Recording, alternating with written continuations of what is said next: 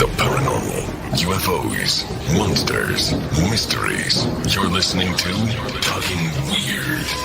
And now, from a cabin deep in the Northwoods, your hosts, Dr. Dean Bertram and Jenn Durrell.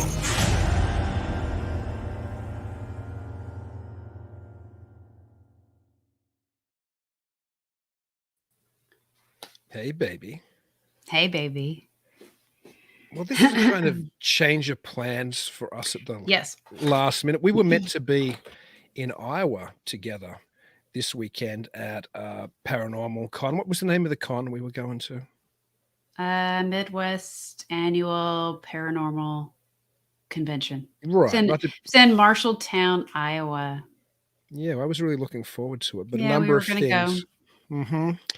A number of things prevented us. Not only the fact that I'm actually sick and my 5-year-old's sick. I think I caught something from her, but that wasn't the ultimate reason. But at any rate, so we're not doing it. We're not in the middle or just having finished a paranormal investigation there and doing the wrap up here. But what we are doing was your idea, which was a great one. And we talked about doing this a couple of weeks ago, but we hadn't got around to doing it. And that is screening Stephen Greer's latest documentary, The Cosmic Hoax, which Greer has been very generous. He lets anybody download it and screen it just to get the word out, essentially. So anyone who's worried that we're pirating Stephen Greer's film, no, that's not the case. He encourages people to get it out. Now, we haven't watched it. In total disclosure, funnily enough, because we'll be talking about a bigger kind of disclosure. In total disclosure, you and I did watch about the first 20 minutes of it one weekend. Yeah, but I don't remember all of it. Yeah, we just watched it to get a sense of it. And I mean, it looks good. It looks fantastic. I obviously, anybody who's familiar with my rants on the show knows that I'm not a big believer in the extraterrestrial hypothesis. And they're also aware that I've never suspected there to be a disclosure and that I've long thought this whole fiasco, which started with the leaking of the Tic Tac videos and has gone forward to what people were hoping would be a full disclosure, but which ultimately was a sea change really in the way that the US military were dealing with UAPs or UFOs. I always suspected that this was some kind of psyop or something going on other than we finally got proof of extraterrestrial visitation. Anyway, so I suspect, I haven't seen the whole film, but I think that might be at least part of the direction it goes in. But I guess we'll chat a little bit about it afterwards. And if anybody wants to chat, we're going to be turning off our mics, right? But people can chat to us. We'll be paying attention either through the StreamYard link, which is showing, or directly on the YouTube, I think, comments, or directly on the Facebook comments. Yeah, we're going to watch both. So that way we make sure we comment back. That sounds good. All right. So are we ready? I think we're pretty much good to go. Okay. And I'm muting my microphone. Okay.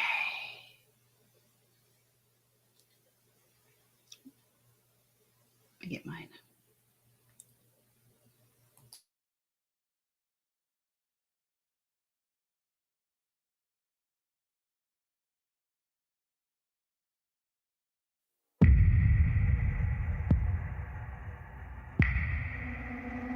I've been warning about this for decades.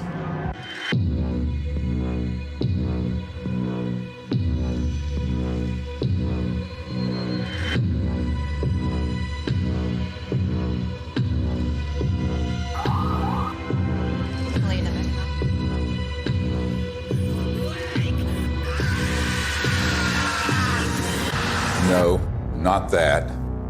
This. Speaking of conspiracy theories that actually have truth at the bottom of them, the Corona Relief Bill the president signed last month contains a provision that hasn't gotten a lot of attention. It directs the Director of National Intelligence, in consultation with the Secretary of Defense and the heads of other agencies, to disclose what they know about UFOs within 180 days. So what are they going to tell us? I provided briefings for 4 presidents, foreign heads of state, generals, and a sitting CIA director who later betrayed me.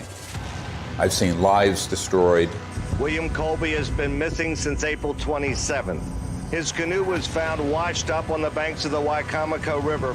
Friends murdered. unthinkable evil unleashed on our planet, all to protect this illegal and immoral secrecy. And nothing I've seen scares me more than this unprecedented moment we are living through. We're in the final hour of an agenda that has been playing out for nearly a century. Centralized monopolies of power in government, the defense industry, and the corporate media are all converging on the same narrative that extraterrestrials are real, they're here, and they're a threat. Those are not weather balloons. Those are clearly autonomous aircraft of some kind that are, as you put it, swarming U.S. military craft. So there are two options. Under intelligent control.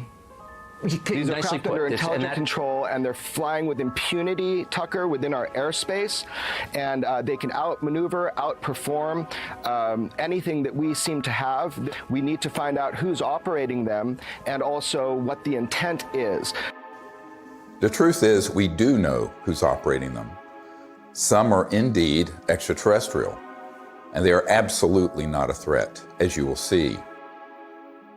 It is, in fact, the secrecy that is an existential threat to life on Earth and beyond, as stated by the first CIA director, Vice Admiral Roscoe Hillenkoetter.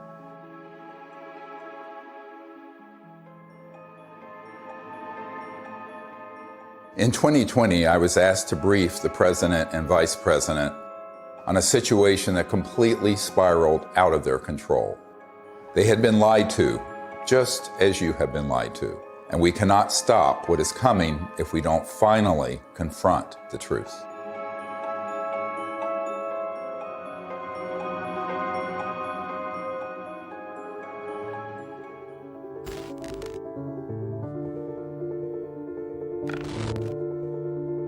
This may be one of the most important photographs ever taken. A dissection of an unknown humanoid from sometime in the 1920s. It clearly isn't human. I don't call it extraterrestrial for one reason. We don't have the history of that it came out of an interstellar craft. We don't have the genetics on it. And there are a group of doctors who are obviously doing the dissection, and then there are suits, very much look like government officials in the perimeter watching. A woman called me up a few months ago whose mother was a seamstress on the atomic bomb project and built the covering for the bomb that was dropped on Hiroshima and Nagasaki. So she was cleared to the A-bomb project. She was then, of course, moved to the only atomic bomb squadron in the world at Walker Field, which is where Roswell is. At that time, she acquired this photo. How do we know? We tested the paper to establish that it was early 50s. And it's a photo of a photograph. And so we do a whole research project on it. We have it analyzed by the top medical archivists in the world, Dr. Burns in Manhattan, who establishes that it is the 1920s. We have the top clothing experts at the Metropolitan Museum of Art and determined that those absolutely are from the 20s. So medically, clothing, everything. But if it is what we think it is, it means that there had been targeting and retrieval of extraterrestrial material and beings that are 20, 25 years before Roswell. And that opens another whole chapter. Now, the reason I think that's quite possible, I've had members of my team who've been in the vault and in the classified projects who have seen top secret files going back to the late 1800s and early 1900s dealing with ETs and ET craft and beings. So everyone thinks everything happened at Roswell. No, this goes back longer. Think about that. At least 100 years of UFO secrecy. Do you really think this guy, or this guy, look, here's the deal. or God forbid, this guy, really have a grip on this issue? Excuse me, I didn't mean to fart out of my mouth. They don't. This is why heads of state from around the world come to me, a retired medical doctor, to get the truth about this phenomenon. And sadly, they don't have the power to do much about it once they know the truth. In 2001, I brought together 20 senior military, intelligence, and aerospace whistleblowers at the National Press Club in Washington, D.C. for a press conference that would change the world forever. The men and women who are on this stage and the some 350 additional military intelligence witnesses to the so-called UFO matter and extraterrestrial intelligence can prove and will prove that we are not alone. This marked the public debut of the Disclosure Project and the launch of the global disclosure movement to end UFO secrecy and disclose technologies that would end poverty, climate change, and the use of fossil fuels overnight and transform every aspect of life on Earth. One of the biggest bombshells at that 2001 press conference was the testimony of Carol Rosin, an aerospace executive who worked beside Wernher von Braun, the Nazi rocket scientist who came to America after World War II to work for NASA. Carol received his deathbed confession, a testimony so terrifying that we spent the last 20 years trying to warn about it. Now, here was von Braun sitting at a desk when I first met him, explaining to me that he was told he only had 3 to 6 weeks to live, but that he was going to stay alive long enough to teach me what the real game is that's going on. And it started out when I was in the industry, the Russians were the threat. We had to build space-based weapons against the Russians. And then third world countries called nations of concern at that time. And then the asteroid threat, which I thought was kind of comical that we could just put weapons up there to shoot down or steer an asteroid. And then it leads to the last card. And then he would repeat to me over and over, and the last card, the last card, the last card would be the extraterrestrial threat. He explained to me that there was a moment when we were going to be told that the extraterrestrial beings, that their craft were a threat, and they were not. These craft that have come here are now not UFOs, they're identified flying objects, and we know that they have beings in them. And we have witnesses here who have told you that they can shut down our missile silos. They can stop a rocket going into space that's a test. We have witnesses here who have worked in the classified departments who have the courage to come forward here to support what Wernher von Braun told me back in 1974 to 77. At the end, I said, and it's all a lie. Well, it's still all a lie. The ultimate dream of the dialectical war machine, the military-industrial complex, is to have this war with a potential extraterrestrial civilization. It's their dream of all times. You know, you can roll into place all the kind of strictures of a national security state. You can spend literally trillions of dollars a year on massive military equipment, super high-tech equipment, et cetera. And so that it's logical that they would use that as an excuse. And we do know from repeated examples of it that the utilization of a false flag operation to initiate a war goes on over and over and over again. Our human family does that. The nation states do that. Hitler has done it. They dress up troops looking like some other neutral country they want to invade and have their own troops dress up like them and pretend they've assaulted somebody, and they rush in and attack that country. You know, it's gone on and on. Flashback to September 11, 2001. The world is in shock. The American people are paralyzed with fear and grief. Over the next few days, an unprecedented show of solidarity and patriotism. Americans fly their flag from every car and hang them outside their homes. They unify around an overwhelmed president, brought together as one by terror and loss. Few raised an eyebrow as constitutionally protected freedoms disappeared and the war drum beat loud and unopposed. The 9/11 attack set the stage for an invasion agenda that had been pre-planned for years, as General Wesley Clark revealed in a 2007 interview. He said, I just got this down from upstairs, meaning the Secretary of Defense's office today, and he said, this is a memo that describes how we're going to take out 7 countries in 5 years, starting with Iraq and then Syria, Lebanon, Libya, Somalia, Sudan, and finishing off Iran. I said, is it classified? He said, yes, sir. I said, well, don't show it to me. When von Braun talked to me about this fate extraterrestrial, he called it a faked alien invasion that was being planned. I saw on a board a list of countries against whom we were going to build space-based weapons. I called Wesley Clark and he answered the phone. And I said, well, what is it about? And he said, well, I asked that question. What is it about? And the guy at the desk said, I don't know. I said, we're going to war with Iraq. Why? He said, I don't know.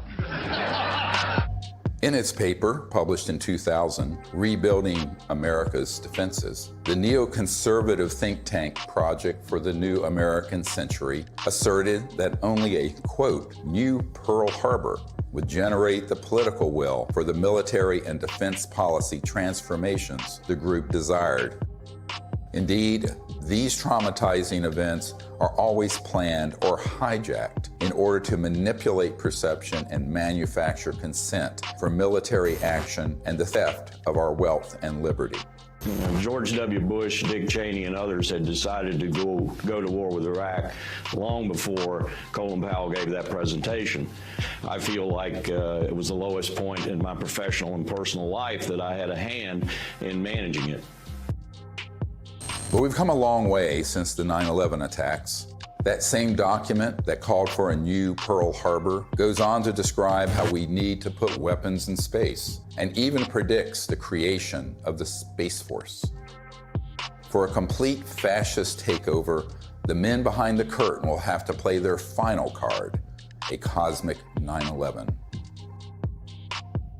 This temptation to generate a false flag attack on the part of some extraterrestrial civilization, you even hear people like Ronald Reagan make reference to it. Perhaps we need some outside universal threat to make us recognize this common bound. I occasionally think how quickly our differences worldwide would vanish if we were facing an alien threat from outside this world. Wouldn't it be clear if we all of a sudden found ourselves being attacked by an extraterrestrial civilization? We'd finally all come together. Wouldn't that be really lovely? Well, it's not really lovely for the industrial state. They don't want to lose their other enemies first. They want to use up all that before they go to that extreme. The last card was the most profound experience I had in my whole life. And I accepted the mission. And until Stephen Greer picked me up and talked me into going to the Disclosure Project, when I had just about given up, that's when I saw that there were other witnesses to what's going on, to the truth, to the facts. When she told me what Wernher von Braun had said, it didn't surprise me, because I had previously met with a number of people in the defense industry and in the intelligence community who had already told me that there was such a plan and that it could be actuated at any moment. And that was one of the long-term agendas, was keep the technologies away so we can maintain our industrial base of fossil fuel and all this. When we're ready to pull the trigger on releasing this information, spin it in the direction that benefits the foxes guarding the henhouse, the people holding these secrets. But it was interesting to hear that all the way back in the early 70s that he had been warning her about this. And we know that those systems were developed in the late 40s and 50s. Truth seekers who explore the wonders of the ET phenomenon walk an extremely dangerous path. Most get sucked into the gravitational pull of the black hole of disinformation, where lies about the UFO cover-up and about ETs themselves poison the minds of even the smartest and most well-intentioned investigators. These lies include ETs are demons. It's all interdimensional, not extraterrestrial. We don't have man-made UFOs. Aliens are abducting people. And the worst one of all, aliens are a threat. Therefore, we need to build weapons in space. If we cannot commit to no weapons in space, to no war in space, then we're going to continue to have wars on Earth, and we're going to continue at the accelerated pace that we're in right now towards our own human extinction. One of the difficult things of the last 6 months was that I learned that the same group that had been feeding false information to the public through TTSA had their counterparts that had been going into the president's office providing some information, but a lot of disinformation. So the way really good counterintelligence works, or disinformation works, is that at the core of it, there's some truth. So they'd say, okay, the aliens are here, and here's some evidence, but they're a threat to the national security, and we need to have the Space Force. Wow, Space Force. And they get into this thing called the White House and the national security state, and they're completely at the mercy of the people who are going to brief them, and the ones who are assigned and cleared to talk about this issue, by definition, have been in those clandestine operations. I did a video brief for the president, vice president, and also for President Putin. That the problem is, by the time I had good access, they had already been, unfortunately, quite brainwashed on this, had already taken policy steps that included Space Force creation and what have you, and then we were running up against the election. One thing is clear, is that the normal constitutional channels that you would think would be in control of that aren't. Presidents that aren't briefed in on this, heads of the Defense Intelligence Agency come in who aren't briefed, and I'm convinced they're not. From talking to them, it's clear they don't know what's going on there. So there's some other structure. I happen to be persuaded by the evidence that immediately after Roswell, when they recovered a craft and bodies from the UFO vehicle, that the Truman administration set up a body that was outside of the normal constitutional framework of our United States government. And it was made up of major elite people that they view as the real power elite. A shadowy government with its own Air Force, its own Navy, its own fundraising mechanism, and the ability to pursue its own ideas of the national interest, free from all checks and balances, and free from the law itself. It's sort of a shadow government within the government, not just in the United States, but all around the world. And the kind of power they have, both financially, technologically, and the means of projecting power militarily, is much greater than anything that the conventional military or the conventional government or the President of the United States has. Eisenhower knew it, and by the time he left office was very upset about it. In the councils of government, we must guard against the acquisition of unwarranted influence, whether sought or unsought, by the military-industrial complex. The ETs actually had reached out to Eisenhower near what's now Edwards Air Force Base, Muroc, and really wanted us to stop disrupting the fabric of the universe with these nuclear weapons and advance in a positive way into space and become part of an interplanetary family, which would have been wonderful for humanity, wonderful for the cosmos. But the people who make a lot of money from war and a lot of control of the populace through fear did not want that. So they circled their limousines and sort of moved aside the good people who would have been arguing for that. And that included Eisenhower. We must also be alert to the equal and opposite danger that public policy could itself become the captive of a scientific, technological elite. The fascist element that is owning most of the stock in the major corporations, especially the oil corporations and the natural gas corporations and the pharmaceutical industry, the railroads, the shipping lines. Virtually all these people are fascists, all during the robber baron era. That's what they did. They laid claim to those areas of our American economy, and they've never relinquished them. Those families and those interests became the foundation of the post-World War II military and intelligence and industrialists. They knew that after we had detonated the atomic bomb, there were ET craft seen all over, wherever we were doing experimentation or storage or launches or anything, or even research and development. The ETs were very concerned about that for reasons we'll get into.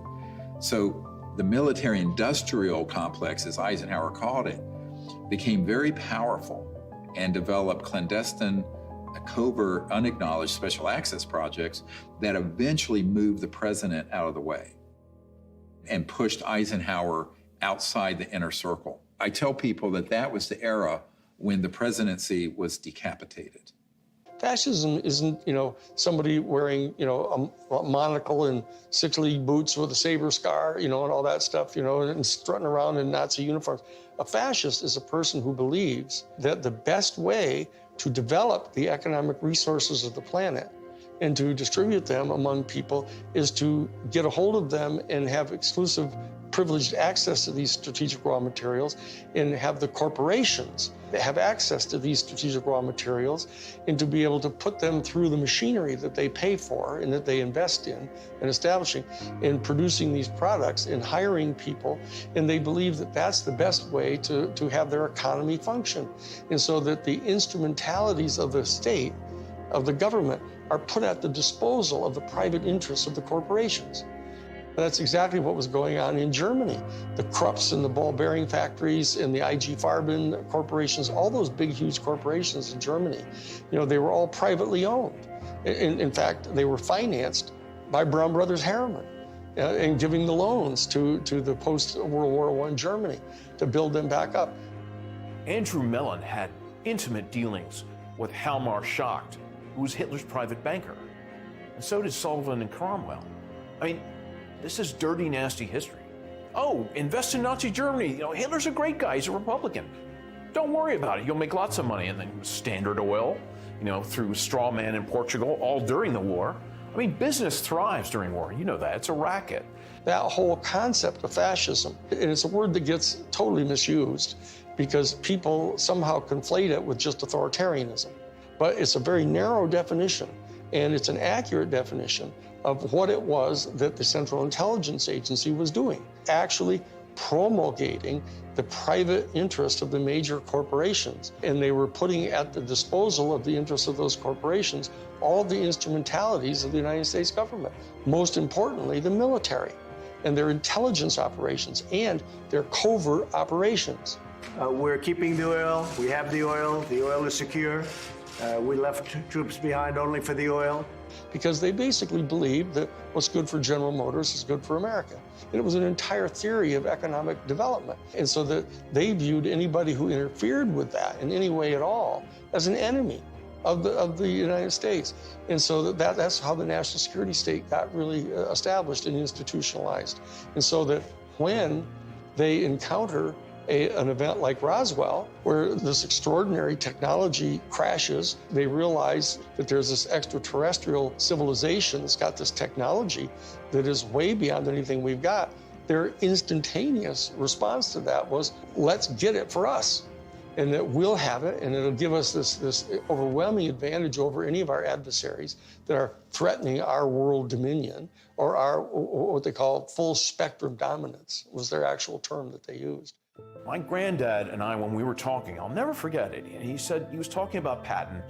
And of course, he said, I was in Czechoslovakia with Patton in April of '45. And I thought, oh, that was neat. What did you do? And he's like, well, Patton had to secure a lot of the stuff that the SS had. And I said, oh, that's interesting. And they said, well, we went into this warehouse and there were all these exotic, jet aircraft, rocket engines, parts of the V2 and maybe a V3, I don't know. And I said, oh, that's interesting. And he says, I saw a disc-shaped aircraft. And I said, oh, is that the one they built that had the BMW jet engines and the Arata ones in a circle and it didn't really work and everything like that? And he said, no. And that was it. And so they began to take this in and they started declaring it to be this huge national security state secret. Because it was, other than the nuclear bomb, it was the ultimate potential weapon. And so they wanted to be able to use it at their disposal for their private benefit. That fascism and the fascistic proclivities of these big industrialists and very powerful people, they know they really can't control 8 billion people unless they first control their minds and their beliefs and their attitudes. As Nazi war criminal Hermann Göring said at the Nuremberg trial, the people can always be brought to the bidding of the leaders. This is easy. All you have to do is tell them they are being attacked and denounce the pacifists for lack of patriotism and exposing the country to danger. It works the same in any country. The buffoonery of the Third Reich was instructive, and they learned that that kind of behavior wouldn't be effective. So they went subterranean. They went covert.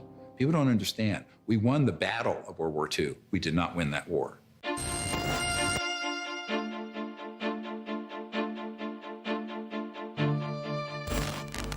My name is Paula Harris. I'm an international investigative journalist in the area of UFOs. I've been working in this field since 1979. When I was living in Italy, I was reading in a journal that two little boys, they called them Indian boys, had been present at a crash near Socorro, New Mexico. And I was wondering why none of my colleagues ever followed up on that. So when I came to the United States, Destiny had it, that I was able to locate one of the men, Remy Baca. He told me in detail that they had witnessed this crash, these two little boys, in 1945. There was an object that shaped like an avocado. And what interested me most, because I look at the timing, is it was exactly 1 month after we exploded the atomic bomb. And the atomic bomb is July 16th, 1945. 5, 4, 3, 2, 1.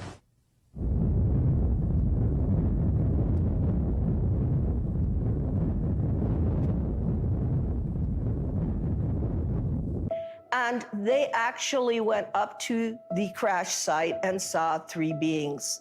They were tall and thin, they had long arms. They said they looked like a standing fire ants. One of the witnesses said he thought they were hurt because they were screaming, and the witness was 9 years old, so he wanted to go in and help them. I had these feelings that were being projected from them to me through my mind. I could feel what they were feeling, pain, anxiety. They were far away from home. They were lost. They were hurt. And I could feel that. And I could see all kinds of pictures in my mind that to this day I have not been able to figure out what they were. So why it's important is we have two witnesses. It happened August 16th, 1945. And from that area, about 13 miles away, we had exploded the atomic bomb. So I thought, well, let me go there. And for 5 years, I investigated this case and realized that whatever happened 1 month later was a statement to the planet. It was a statement about our going into the nuclear age. And it was a statement that meant, wake up, because whatever you guys did 1 month before is going to affect you for the rest of the planetary life. Assuming that they've always been there, but what caused this great interest in us, this large incursion after 47, obviously, yet the atom bomb. If you accept the multidimensional theory, it's highly likely that we've done a hell of a lot of damage. In somebody else's world, they might have even done more damage there than we did here. We kicked the hornet's nest because we actually were doing more damage in those other dimensions and worlds than we were doing here. Step in the shoes of a generic extraterrestrial who's tied into a civilization that's interstellar capable. And you are observing that in one person's lifespan, 100 years or so, we're going from guns and maybe cannons and a machine gun in World War I to thermonuclear weapons, then into the space age. Then these clandestine and covert unacknowledged projects develop weapon systems based on studying extraterrestrial systems and then beginning to put them on satellites, on aircraft, and on ships and on land-based systems. So the ETs are sitting back and looking at this in its aggregate, and now we're decades into the solutions for poverty in the environment, decades into the ability to have a new economy that would be just, and also would be a space economy. We could be out in space peacefully. We're decades to when we should have ended the war to end all wars was supposed to be World War I. What have we done? One war after another. Now they want to launch the big one, this final card that Wernher von Braun spoke of, interplanetary war, by hoaxing an alien threat. So these civilizations are really quite appalled, frankly. And at the same time, we're using weapons like atomic and nuclear that disrupt the fabric of the universe. And their worlds are affected. We knew the world would not be the same. Few people laughed. Few people cried. Most people were silent. I remembered the line from the Hindu scripture, the Bhagavad Gita. Now I am become death, the destroyer of worlds. I suppose we all thought that, one way or another. I am death, the destroyer of worlds, plural. Worlds, plurals, not just this planet. So it got to me that Oppenheimer knew right well that they were having UFO visitations, that someone was interested, and I had in my possession already the MJ-12 documents that are on Ryan Wood's website. A letter from Robert Oppenheimer and Einstein addressed to President Truman. It's called Relationships with Celestial Within Our Bodies. When you say relationships with celestial bodies, and you are calling whoever was over that area cultures, you're not really talking about any kind of hostility. What you're talking about is more integration. So that whole document said, what do we do with this problem? Do we communicate with them and treat them like they're another country? And if so, the United Nations is not capable of handling this. In the document, it says we need to create a supra-United Nations. These are the words of Einstein and Oppenheimer. Who can deal with this problem? The ETs have done a number of things when we go too far, where they stop it. Now, they don't do anything hostile or violent back. They've made it quite clear through very explicit events where the ETs do not want humans going out there with guns blazing. A couple of nuclear weapons sent into space were destroyed by the extraterrestrials. The one incident, for example, was they actually photographed the UFO following the missile as it climbed into space and shining a beam on it, which neutralized the missile. And that is their major concern, is to preserve the integrity of the Earth, because it affects their own system. The very end of the 70s and the early 80s, we attempted to put a nuclear weapon on the moon and explode it for scientific measurements and other things, which was not acceptable to the extraterrestrials. And what happened? They destroyed the weapon before it got to the moon.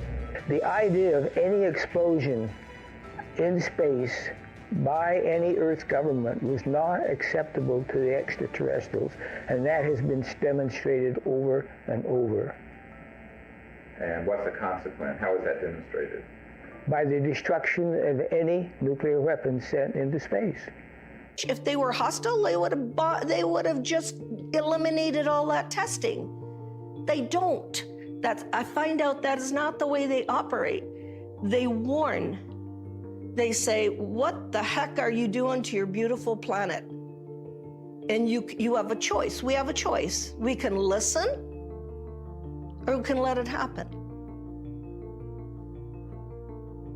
If people are watching the media right now, they're not hearing about the peaceful extraterrestrial craft. What they're seeing are released, supposedly leaked documents, leaked videos, much of which is not even true. They're not real. It's faked right there. And it's being presented in a format that is to cause fear, to make us see the crafts and the beings as enemies. There's no question whatsoever that the elite that are in charge of the national security state infrastructure, both the official infrastructure and the unofficial infrastructure, are in fact not only fascistic in their economic vision, but they're racist. So I'm telling you, when you see the documentation that goes on inside the Third Reich, in the courses that they were teaching at the thing called the Ordensbergen. The Ordensbergen was this series of 4 castles where they trained the SS people, and you get access to their documents where they're talking about this eugenics and everything. Why is it that they hate the Jewish people the way they do? And people don't have any idea. People got some weird, distant ideas about this, mainly because we allied so closely with the fascists, even immediately after World War II, that they suppressed all of this information about them. And so people don't really know the details of what their thinking was. But the bottom line is that this issue of racism runs extremely profoundly deep in this elite, white, male, Caucasian elite that owns most of the stock and shares of the major corporations and are the promulgators of this fascist ideology, right? And these are the people that were put in charge of the UFO program right from the beginning. Many people who would consider themselves New Age and into all this stuff fall into these camps of, well, there are the good aliens and the bad aliens. And the good aliens almost always look like someone from Norway. And the bad ones have different features or maybe darker. I'm going, this is racism. You just call it out what it is. This is absolutely racism extrapolated into an interspecies level. Not just racism, but speciesism, which is even deeper. We have to try to overcome this. We have to train ourselves. They're hoping that we as humans evolve out of this mindset of ingrained racist tribalism and not go down the path that these covert interests want us to do and extrapolate into space, push out into space the racist world we've had. I call it exo-racism. Justification for war or genocide always begins with dehumanization of the enemy. For example, as part of their anti-Semitic propaganda campaign, the Nazis revived the centuries-old blood libel, the allegation that Jews murder non-Jews, especially Christian children, in order to obtain blood for the Passover or other rituals, in order to lay the foundation for a false flag alien threat. The national security state has engaged in a similar propaganda campaign for decades, a cosmic blood libel. The national security state apparatus and their media allies have been flogging that particular theory that these extraterrestrial civilizations are all here to eat us or to take over our planet and rape our women. There's a whole scenario that's always gone on the part of authoritarian warrior states. About the ultimate other, the Hun. 95% of all of the movies that have ever been made about extraterrestrial life have portrayed them as hostile and dangerous to us, and it sells in that way. I don't know why people watch those movies. But on the other hand, I don't know why people watch cage fighting either. When Unacknowledged went viral and got hundreds of millions of people to see it, within months, they stood up the TTSA with Luis Elizondo, who is a famous disinformation operative in the Pentagon, at least amongst intelligence officials that I've met with, and others who are well-known disinformation figures within the UFO subject.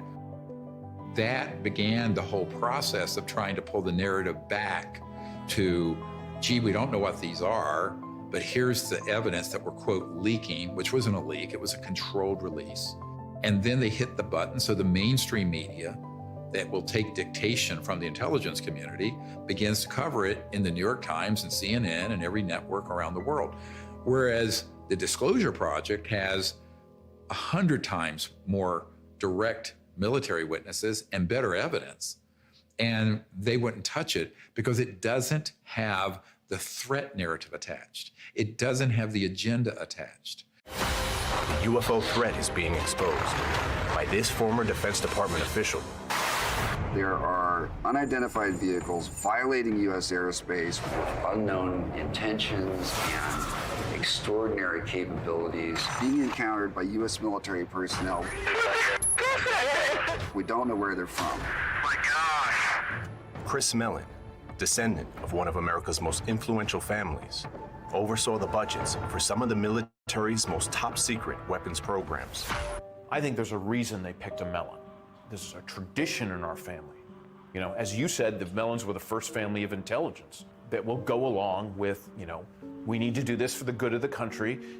Yes, you got to lie and do whatever you have to do, but, this is what we need to do. And they'll just do it. I'm not going to, stay silent when members of my family lie to the American people. I won't do that. It's one thing for my dad, in the old days, to get up there and do some mild fibs about, highways. This is not. You're messing around with the survival capability of the human race. Correct. I mean, that's not an overstatement. Right. This is deadly serious. It's not funny. I know from direct conversations with Lou and with Chris that they know that the major military authorities with whom they've had very close communications realize that if in fact the extraterrestrials were hostile in their intent toward us, they could have done anything they wanted to. They can come and go at their pleasure. And so that in that regard, they do not constitute a clear and present danger to our national security. But they also know that they're in the habit of getting their funding for all of their entire organizations, et cetera, by flogging a threat. And so that they're inclined to do that because the simple fact is they don't trust the people in Congress. They think the people in Congress are so Pavlovian in that they, in fact, distrust their constituency so much that they have to scare them. And so they say, well, if we're going to be able to justify having hearings about the UFO issue, we're going to have to tell our people that, they're a potential threat to us. And so therefore, they're conning their own constituents. And then they are getting conned by the military-industrial complex because they don't trust them either. And this is a question of integrity. That as long as people are not trusting each other and they're conning each other, this is dangerous. This is how wars start. This is how people lose control of the narrative of what's going on here. Those of us in the CE5 community, et cetera, need to establish some kind of level of discourse with Lou Elizondo and with Chris Mellon. All they have to do is know that we're obviously sophisticated enough to know that what they're saying publicly, they know isn't true. We have to be able to establish diplomatic relations with our own people if we're going to establish diplomatic relations with an entire extraterrestrial civilization. And so that we can't just degenerate into the same kind of low consciousness bullshit, that we're afraid of. The facts about UFOs are so much stranger than the lies that you discredit yourself simply by telling the truth, especially when it comes to so-called alien abductions. Perhaps the most devastating aspect of the cosmic blood libel is the hoaxing of alien abductions by humans in order to create a culture of fear towards extraterrestrials. Dozens of insiders have confessed this secret to me, but it wasn't until 2016 that I was able to get one of them to say so on camera. We did do that, yes. OSI did that. There was a special group out of the 7602nd Air Intel Wing at Fort Belvoir that came out and did that. They had these people that had maybe some sort of defects, anatomical defects that were brought in to fool people into thinking they're aliens. Yeah, I can't give you any specifics because the program is still classified, and they probably are still doing it. I wouldn't doubt it. They were still doing it. These civilians got onto the base and got into something, and they saw something they weren't supposed to see, and this group came out and went into their home and scared the dickens out of them and staged an alien event. Exactly. We have these technologies. They are being used in false flag operations where they hoax events. And the purpose for all of that is a sort of psychological warfare, as it says in the CIA document I have. The director of the CIA saying the UFO subject is very valuable for its psychological warfare potential. And that is a very interesting thing to be written in 1953, right? And what does that really mean? Well, it means that the long-term defense strategy from the late 40s and 50s forward was informed by eventually using this last card to consolidate sort of a global totalitarian military control of the population. Could it be manipulated purposely by people who have the technology to simulate UFO sightings? And people say, well, of course not. Who would do a thing like that? Well, I would remind you that during the Watergate investigation, it was discovered that there was a plan originated in the White House to surface a submarine off the coast of Cuba and paint the second coming of Christ over the island of Cuba using holograms. Which is well within our technology today. The idea was that since there is a large Catholic population in Cuba, they would be so upset by this vision that this would saturate the communication channels, the telephone system in Cuba, long enough for an invasion to take place. How interesting. I never heard of that. Well, I think that's a classic in psychological warfare, but that kind of manipulation is well understood. And I have personally investigated several apparently genuine UFO cases where there was, in fact, manipulation. My conclusion, the conclusion of scientists working with me, was that there was, in fact, a manipulation taking place and that it was not a hoax on the part of the witnesses, but a hoax on the part of somebody much better organized than them. In Vallee's book, Forbidden Science 4, he describes a smoking gun document that confirms what Doty said. In an entry dated Thursday, 26th of March, 1992, Vallee writes, "I have secured a document confirming that the CIA simulated UFO abductions in Latin America as psychological warfare experiments. We reached out to Dr. Vallee and asked him if we could publish the document in this film. He refused and tried to blame the producers of this film for his decision to not release it. Unfortunately, others in the UFO research community have similar evidence of this cosmic false flag, but are afraid to come forward publicly. This lack of courage or integrity, or both, is precisely why the secrecy persists." I also asked Richard Doty about the last card scenario, using the military lingo for false flag, deceptive INW, which stands for Deceptive Indications and Warnings. Have you been exposed, or did you come across in your career and your network the false INW or the Deceptive Indication and Warnings projects related to this? Yes. And what did you find out about those? That's pretty hush. I don't think I should talk about that. Okay. Yeah. I mean, that's where when I briefed the head of the Defense Intelligence Agency, that was the main subject. That is, that's very sensitive. Yeah, it's very sensitive. Yeah. Extremely. Yeah. So we'll just pass that question on.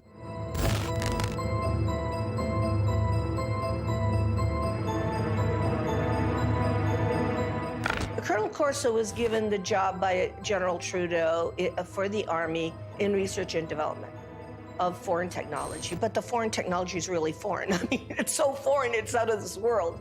And he explained to me that he had something called the nut file, of which he had fiber optics, high tenacity fibers. He named the things physically that he had there. He knew they came from extraterrestrial crashes or extraterrestrial materials they had recovered. And it was his job to take them to big companies to be back engineered. Now, in Colonel Corso's time, it was 1960, but this had been done way before 1960. These were extraterrestrial artifacts that had to go into industry. So for the first time in my naive years of research, I realized why the secret was secret. I always thought it was about, everybody would panic and the religions would fall. And I had no idea this was going on. And ever since my association with Colonel Philip Corso, I realized what this is about. What this is about is the toys, the artifacts. And it's really about the industry. It is not about whether people would be scared or whatever. I think that the younger population and People that have studied this know that there is no danger. I mean, if they're not going to bomb you during the time you're doing the H-bomb tests in the Pacific, I don't think they're going to decide to come out of nowhere and bomb everybody or to have an invasion. There are too many times where we could have had an intervention that was hostile, and we never have, and we're the enemy. Hey, John, happy birthday. There's no way that I can, sugarcoat this. I was talking to a gentleman about the UAP report, and he contends the Pentagon has alien bodies and crafts. So I just wanted to run this past you. Does DOD have these things, and if so, where? Jeff, the UAP task force is really designed to take a look at these unexplained aerial phenomena, try to help us get a better understanding of them. Again, I'm not going to get ahead of the report that the DNI will submit, that we are helping, obviously, and providing input to, and I think I'll just leave it at that, Jeff. This exchange would have been unthinkable even a few months ago. And notice that he didn't deny it. There are three major lies of the current false flag disclosure of UFOs in the media. Number one, we do not know what UFOs are. Lie. Number two, the U.S. military does not have any aircraft that can perform in the way these UFOs maneuver. Lie. Number three, they are a threat to national security. Lie. The only threat to national security and world peace is the unacknowledged projects using man-made UFOs and other technologies to hoax alien events, period. And yet, we are inundated with messages about the threat to national security posed by UFOs. We take all incursions into our operating spaces seriously. So, I mean, like everybody else here at the Defense Department, certainly we are taking the entire matter seriously as it regarding the potential for safety concerns. One of the most brilliantly subtle disinformation techniques currently being deployed against the people of Earth is this air of phony agnosticism that has been generated surrounding this issue. Do you believe that they sincerely don't know what these things are? They don't. We have the best military on planet Earth, the greatest intelligence agencies. These are true unknowns, and they were swarming our military arsenals. They're seen over nuclear facilities. This is documented. We need to find out who is operating these vehicles. There's a certain studied agnosticism that the media is allowing to come out through these ufologists. For example, Nick Pope. I mean, we are under siege. It's like there's a war of nerves going on. And if this was drones belonging to a foreign adversary, there would be an absolute outcry. And yet, the situation we're in, that we don't know what these things are, and they might even be extraterrestrial, that's worse. So I agree with Tucker's face is hilarious. This is a potential catastrophic failure of intelligence. The same thing with people like Chris Mellon. Whether he's been paid or not, he will get up there and say, well, we don't know what these are, we need to study them. There's a vital national security issue, which is that our sovereignty is being violated by vehicles of unknown origin.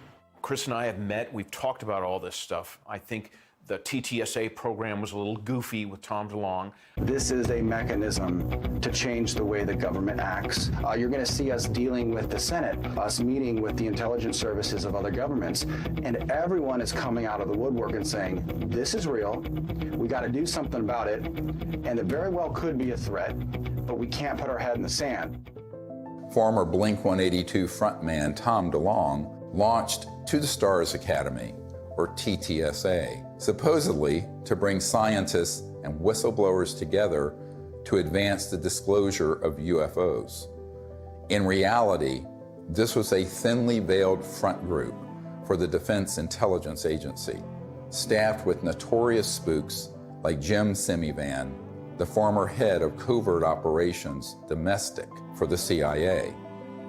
All of a sudden, the same media outlets that historically ridiculed this subject started fawning over DeLong and his entourage of disinformation agents, and always with the specter of an alien threat. Hal Puthoff was soliciting me for funds for his quantum communication thing, which I think the Navy has had for 30 years. So there's a lot of disconnects going on. And of course, they've left that TTS-Bay program, and I don't blame them. I think it was a shit show and some type of CIA, quasi-psyop something. And I don't think anybody was really excited about it. And when they say, this is a mystery we need to solve, that is not true. As you and I know, the US military, especially the Navy, has reams of information on every shape of craft, where it's from, who's driving it, what they're up to, Forget it. It's just been going on for 70 years. The military-industrial complex is not stupid. Neither are the branches of the military. They know exactly what's going on. I think Chris means well. I really do. I don't think he's one of these guys, that's going around here, I'm going to fool the public and get paid for it. He doesn't need the money. I don't need money. We don't need fame or money. That's the last thing a melon wants. I'm telling you. And of course, TTSA even had a Lockheed Martin Skunk Works engineer who said, we need more money to study this because we don't know how these operate. In 1984, I got my chance to go to the Skunk Works. I'm working on things that defy imagination. Meanwhile, we published a letter that was written to Ben Rich, the head of the Lockheed Skunk Works. And the person writing was a friend of Ben Rich and said, are these UFOs ours or extraterrestrial? And Ben Rich writes back, they're both. He acknowledges that they are both extraterrestrial and ours. Now, this is not some ufologist. This is the head of the Lockheed Skunk Works, the premier aerospace engineering entity arguably in the world. Another man exchanging letters with Ben Rich was military aerospace historian James Goodall, who was Rich's pen pal and confidant for 25 years. I met Mr. Goodall in April of 2021 at the 20th anniversary of the Disclosure Project, which we celebrated in Scottsdale, Arizona.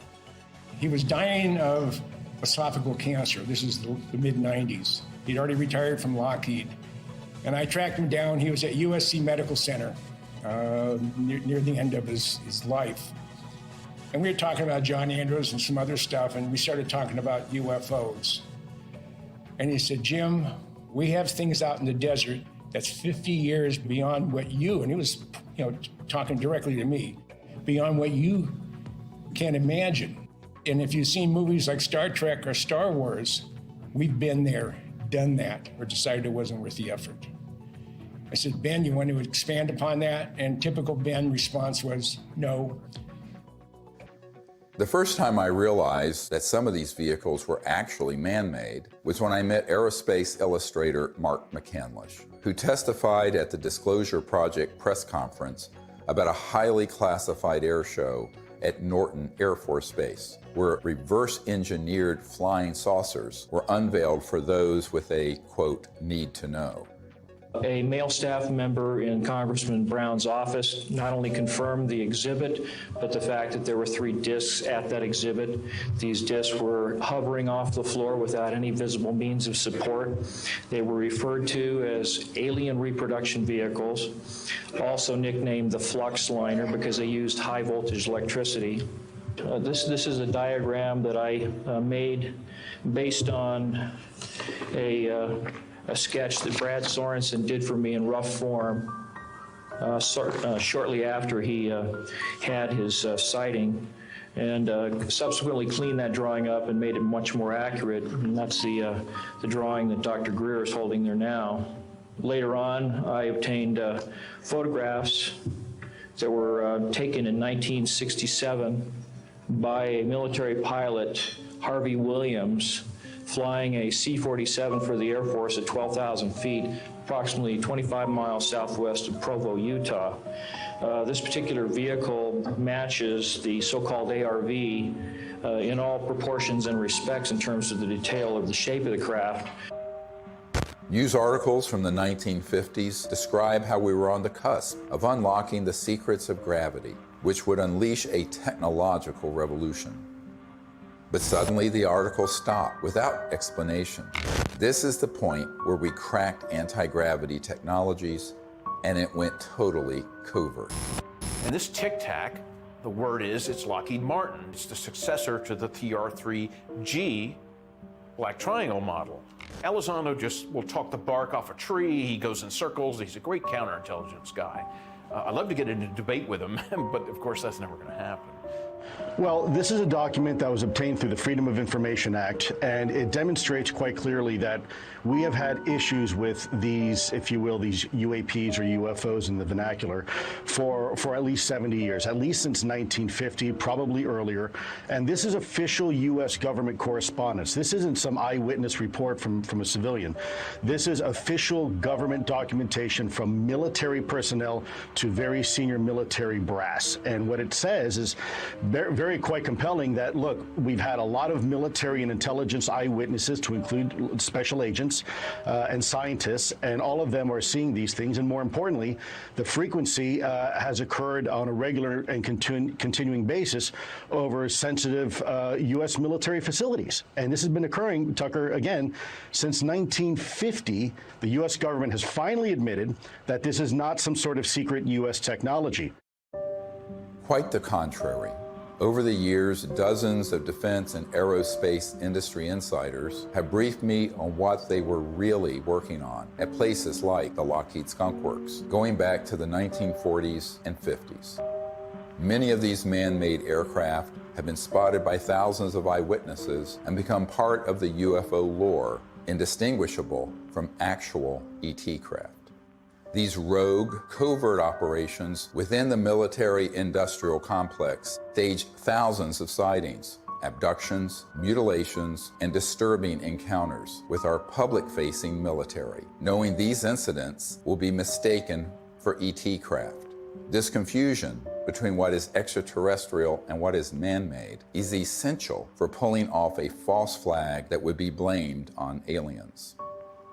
This is from 1983, Hudson Valley, very famous cases, many witnesses to these transformer-sounding objects, and underneath, when they were close, you can see superstructure and tubes and other things. That is not extraterrestrial. Now, have there been extraterrestrial vehicles of boomerang and other shapes? Yes. But where do you think they get the idea? And also, how else do you create a false flag? You have to create structures that would be believably not aerodynamic. Some of them are kind of hybrids. They'll have some conventional propulsion as well as electrogravitic, and they all have structural, superstructure components that are clearly a man-made machine, not an interstellar vehicle. This is 1989 in Belgium, that you can see all the tubes and structures underneath. Again, this is global. These are also well-known platforms. You can basically, once you get your lifter system in place that causes mass cancellation, you can create any kind of air structure around it. And it doesn't matter if it's aerodynamic or not, because the way it moves, let's say, the molecules of air around it. So it's basically moving an electromagnetic field effect. So there's no resistance and there is no sonic boom. That's man-made. We've had it for decades. This one is great because it has, if you look at the underside, there are the girders and the structures. And the people under it could see that and could see the light in the center and the three on the end. That is man-made. There are extraterrestrial vehicles that are triangular and that are saucer-shaped and that are other weird shapes. So to make things complicated here, how are you going to know? Well, you got to be close enough to it to see. And if you can't see the superstructure detail, you're not going to know whether it's extraterrestrial or not. This is from Southern Illinois in 2000. They went from animal mutilations being staged by clandestine human organizations to these were doing human vivisections and killing humans. But of course, they wanted everyone to believe the aliens were doing vivisections on people. No, it wasn't. Which ones are man-made and which ones are extraterrestrial beings? Dr. Greer is figuring this out. We've got to listen to this information. These are facts. This is not rhetoric. And then we've got to be able to apply it. We're taught to be afraid. We're taught to fear. We're taught to fear extraterrestrial beings. Really? Get over it. Meanwhile, you have people who would purport to be experts in UFOs going on Fox News and other news outlets saying, we don't really know what these are. It's a big mystery. They've lied by omission, and when they say it's a mystery, that's a lie. Okay, I'm sorry, but that, I'm not on board with that. And that, But they have to know that's a lie. Right. So they do, and I think, it's obvious. So, that's why I'm giving this interview with you today. I mean, I've had enough of that. I had enough with my dad. Was he a liaison to Majestic 12 as a Magic member? Probably. He probably had 2 pages of the UFO file. Don't worry about the rest of it. Just 2 pages are all you need. Okay, yes, sir. And Chris is going, yes, sir, too. So those people are very studied agnostics who act like we don't know. And that's why they're given an audience. If they were actually to say, here's what they are, here's what they're doing, which is what a truthful disclosure would be, they would be banned off those networks. I don't think I've ever spoken to anyone who has seen more reports, paperwork, photographs, interviews as you on this topic. Has there ever been a confirmed extraterrestrial ship? We'd have to say no. We'd have to say what's confirmed is that we don't know what this, let's call it a ship or an object. We don't know what it is. We can just say what it isn't. Right. And you can ask yourself, well then what, and of course what we call the extraterrestrial hypothesis is a valid one. I mean, maybe it is from some other place in the universe. In the axis of disinformation, Leslie Kean is the original shameless opportunist of ufology. Over 2 decades ago, Leslie embedded herself in the planning and execution of the Disclosure Project and then betrayed our trust by hijacking our top secret witnesses and case studies and repackaging them. Most people don't realize that on the day of the Disclosure Project press conference, intelligence agencies jammed our signal leaving the National Press Club building for the first hour. Leslie was there and she knew that we had revealed too much. She adopted this fake agnosticism so that every door to mainstream media outlets would be open for her. Anything that can operate in impunity within our airspace, within restricted airspace, that can have near misses with our Navy pilots, it has to be considered a potential threat. Anything that's in the skies that we don't know what, we don't know what it is, and it's demonstrating incredible capabilities. The only way the Department of Defense is going to deal with it is to see it as a potential threat. Anything that enters an airspace that's not supposed to be there is a threat. After receiving classified briefings on UAPs, Senator Marco Rubio called for a detailed analysis. This past December, while he was still head of the Intelligence Committee, he asked the Director of National Intelligence and the Pentagon to present Congress an unclassified report by next month. We've gone this way before. There have been many initiatives. Gerald Ford, when he was congressman, held hearings, went nowhere. The whole window dressing of Project Blue Book, and then that was just really a publicity stunt by the Air Force. And most recently, the $22 million that the Pentagon spent on this Bigelow aerospace study. I had a Zoom meeting this summer with General Herbert, the chief advisor to Senator Harry Reid, and they authorized this funding. After spending $110 million, maybe more than that, because it was a 6-year-long program, where's the beef? What's the results? That money went to Robert Bigelow, who was in Nevada. And he's a buddy of Harry Reid's, right? Right, who was chair of that committee. UFO proponent, exactly. Thinks they've definitely come here many times. Right, so, you've spent $100+ million gathering information, and what did you do with it, outside of, collecting a couple of videos? The people in that circle around Mr. Bigelow and Bigelow Aerospace were all operatives of these unacknowledged special access projects. They made sure that those $22 million were the equivalent of opening a toilet lid, putting the money in and flushing it. And so what General Herbert said to me is that even in the meetings in the Senate classified SCIF, Secure Communication Information Facility in the Senate, all they got was like a 40,000-foot view. He was an Army pilot. And no detail, no nothing. And I said, yes, that is what was done, and was done on purpose. And so there was a pretty sizable budget for this program. What did they find? Well, I mean, basically what they did with that budget is a lot of different research to try to document what was going on, to try to understand the physics behind how the objects, you know, move around, and then to just keep records of what they were observing. But they haven't been able to find what they are, where they're from, or anything like that. And I said, do you feel they were holding back? He says, oh yeah, a lot. And we were very angry about it. Ultimately, the reason that $22 million grant wasn't renewed is that he and others realized they were being zoomed. They were being deceived and getting nothing out of it. It remains to be seen if they get anything out of this mandatory Director of National Intelligence and Office of Naval Intelligence report that's going to go to the Congress.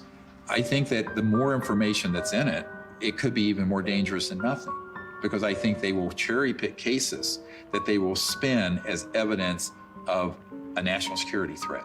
And that's what's been ramping up in the media. So my concern is we need to get ahead of that curve and release to the public this information with the evidence and everything we're presenting, so that people at least ask the critical question: is that report full and accurate? And is it even the truth? I think we need a lot of skepticism. If it's coming out of the US government or any other government and the mainstream media, until proven otherwise, it is cherry-picked information and someone has an agenda because they've hit the button, the go button with the mainstream media to cover it in a very specific way that does not redound to the benefit of the human race. Von Braun gave me the idea that we should have a bill in the Congress and it should have a matching treaty.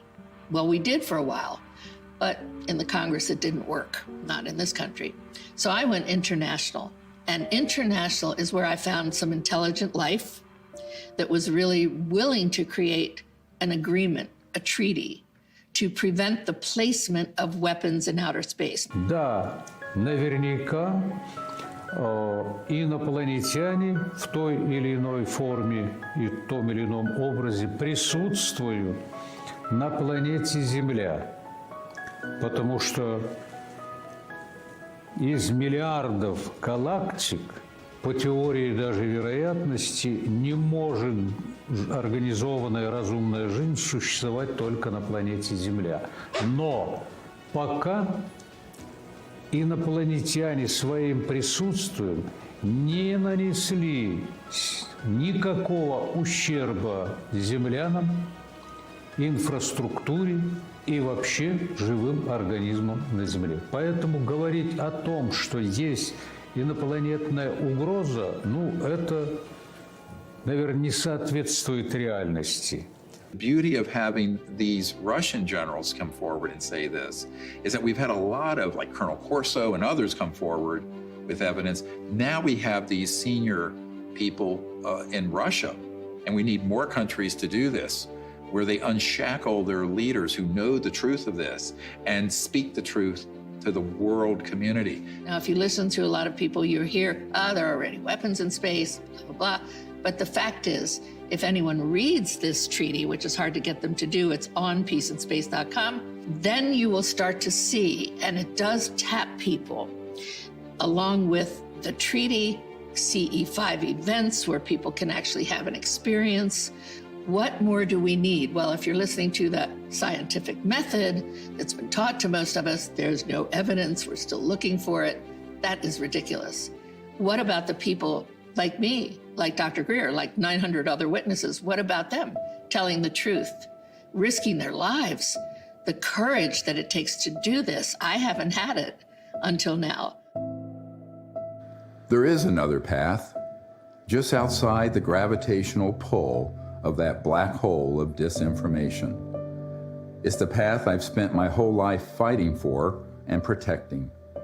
It's the path that leads to enlightenment, world peace, and the realization of technology so advanced that to us, they would seem magical. This is the path of truthful disclosure and peaceful relations with our brothers and sisters from the stars. CE5, or Close Encounters of the Fifth Kind, is a set of protocols I developed to initiate peaceful contact with interstellar civilizations. It's easy enough for anyone to do, and will absolutely transform your life. Millions of people are learning how to do CE5 by connecting with local CE5 groups or by downloading guided meditations in the CE5 Contact app. Doing that in the context of meriting citizenship in a galactic civilization is a very meaningful meme. To say, look, we need to work on ourselves. We need to elevate our consciousness. We need to hearken to the higher angels of our own nature, etc. That's all a dynamic that we do have control over. That's why I think the CE5 thing is so important, because that's the best way to get data, not to be speculating, from our own political ideology about what they might be like. We really have to have direct communication with these beings. The more, the better. That dual role of elevating our own consciousness and rising to the highest levels of the angels of our own human nature on the one hand, and reaching out to establish communion and contact with the extraterrestrial beings themselves are the two pathways that we have. And in dealing with the national security state, we just have to take whatever steps we can in the legislative realm to impose treaties to keep us from doing things like militarizing space and developing space weapons and all that kind of stuff. That's another third leg of this stool that we have to really do to exercise whatever kind of control we can have over the political realm. And that, I think, is the only way we're going to have not just world peace. World peace should have happened at the end of World War I. We have to have universal peace. At this point, world peace is too late. We're already in an interstellar moment. We're already in a cosmic time. So we have to have universal peace.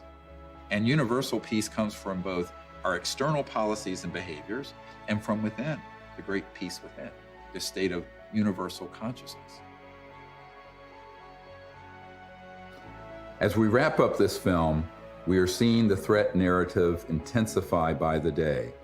Language like, "We need to stop trying to contact aliens," seems to confirm my long-held suspicion that CE5 would be blamed for a staged alien attack. Do not believe this lie. This isn't entertainment.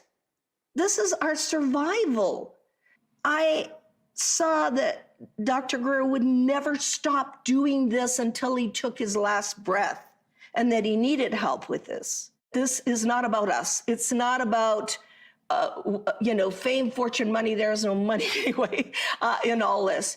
It's about finding a group of people that have the same vision, but the most beautiful vision he has.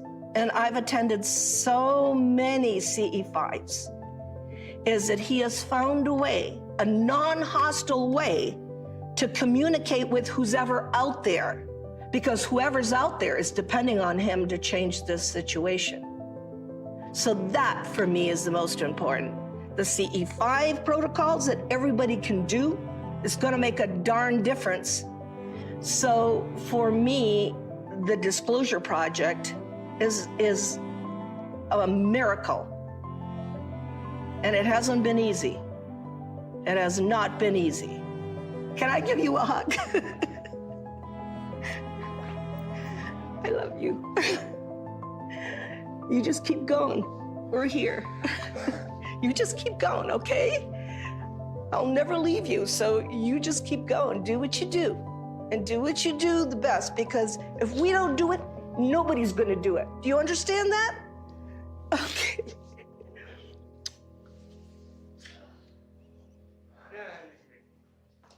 Yeah, okay, can I go outside and get some sun?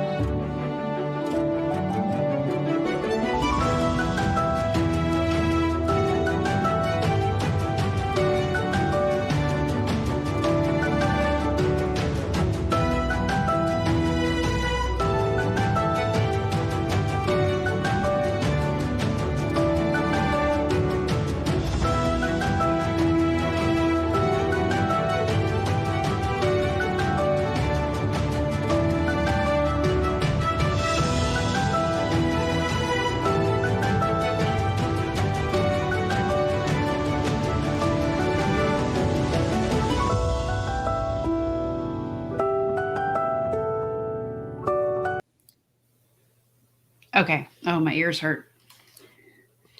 Well, before I start ranting, what did you think of the film? My brain hurts. A lot of info in there. A lot of information. Yes. A lot to unpack. Yes. I don't think we can unpack all of it tonight, by the way. We'd be here until Oh, 3 in the God, morning or 5 yes, in the I morning. know. It was a long little documentary. I do know you were fascinated. And apologies again, my croakiness is really starting now after being up past midnight for anybody still with us.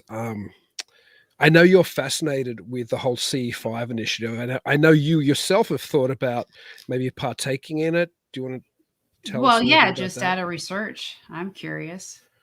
Who wouldn't be? Well, I mean, I think mean, you go. Just to prove. I mean, just for some type of proof. You know. I think there's a lot of value in that documentary. I really do. It's my favorite of the 3 Greer documentaries I've watched. Mm-hmm. Like, I do think there's some great stuff in there. I mean, It's good. The whole idea of a faux disclosure, and this is stuff we've been talking about now for months, actually. Here. Yeah. And I was talking about it before we were doing Talking Weird, when I used to do the weekly Weird wrap up for Dr. Destruction, and even before that, when I was on his channel down in Milwaukee. I do think, and I thought it for a long time, I do think, or I shouldn't say I think, I've always been suspicious that any type of disclosure would likely be, they were using the term false flag or something, implying that there'd be an ET attack first to justify it. But I've always thought that it was going to be some kind of spin. There's a book I've talked about a number of times on the show, Report from Iron Mountain, which talks about ways of controlling the future as, you know, America moves ahead. And one of the things mentioned in passing is a fake ET invasion. Of course, I've mentioned before as well, which this documentary did very well, that Reagan talked about, wouldn't the world get on, you know, so much better if all of a sudden we knew there was an extraterrestrial threat? And there's been multiple science fiction films and the comic book The Watchmen, Outer Limits episodes, the idea that maybe there'd be a fake alien abduction. And there's no doubt, zero doubt, that obviously it's been war gamed. You can't imagine that people haven't war gamed at higher intelligence and, you know, think tank kind of and NGO kind of levels. What would happen if all of a sudden there was an extraterrestrial threat, even if there was no menace to actually fake an extraterrestrial threat? There's no doubt it's been war gamed. What would happen if there was an extraterrestrial threat? You'd have to be naive to think that that idea hasn't been thrown around. So I think a lot of that stuff was great. A lot of the analysis of fascism, like the real idea of this corporatocracy and the stuff about Eisenhower warning about a military-industrial complex, the scientific elite. I mean, we're seeing that now as far as weird scientific dictates that not everybody might agree with impacting on people's freedom all around the world. So I think there's some real value in that documentary. I really do. Now, the problem becomes as well, because I'm so skeptical, I'm skeptical that there's actually extraterrestrial life visiting us. The ETH, the extraterrestrial hypothesis, isn't one that I actually subscribe to. Now, obviously, I can't prove this any more than, you know, I can prove the things I actually do think are likely to be happening. I think that there's a very standard narrative, which we saw in that film, that somehow post Hiroshima and Nagasaki and earlier atomic testing, the ETs became particularly interested in us and, you know, all of a sudden started coming en masse in 1947 onwards, which is a point made in that film. Yeah. Now, people have been saying that in the UFO community since the 1950s. It's been a very popular theory that somehow this atomic, you know, these atomic detonations interfered with the universe in some capacity.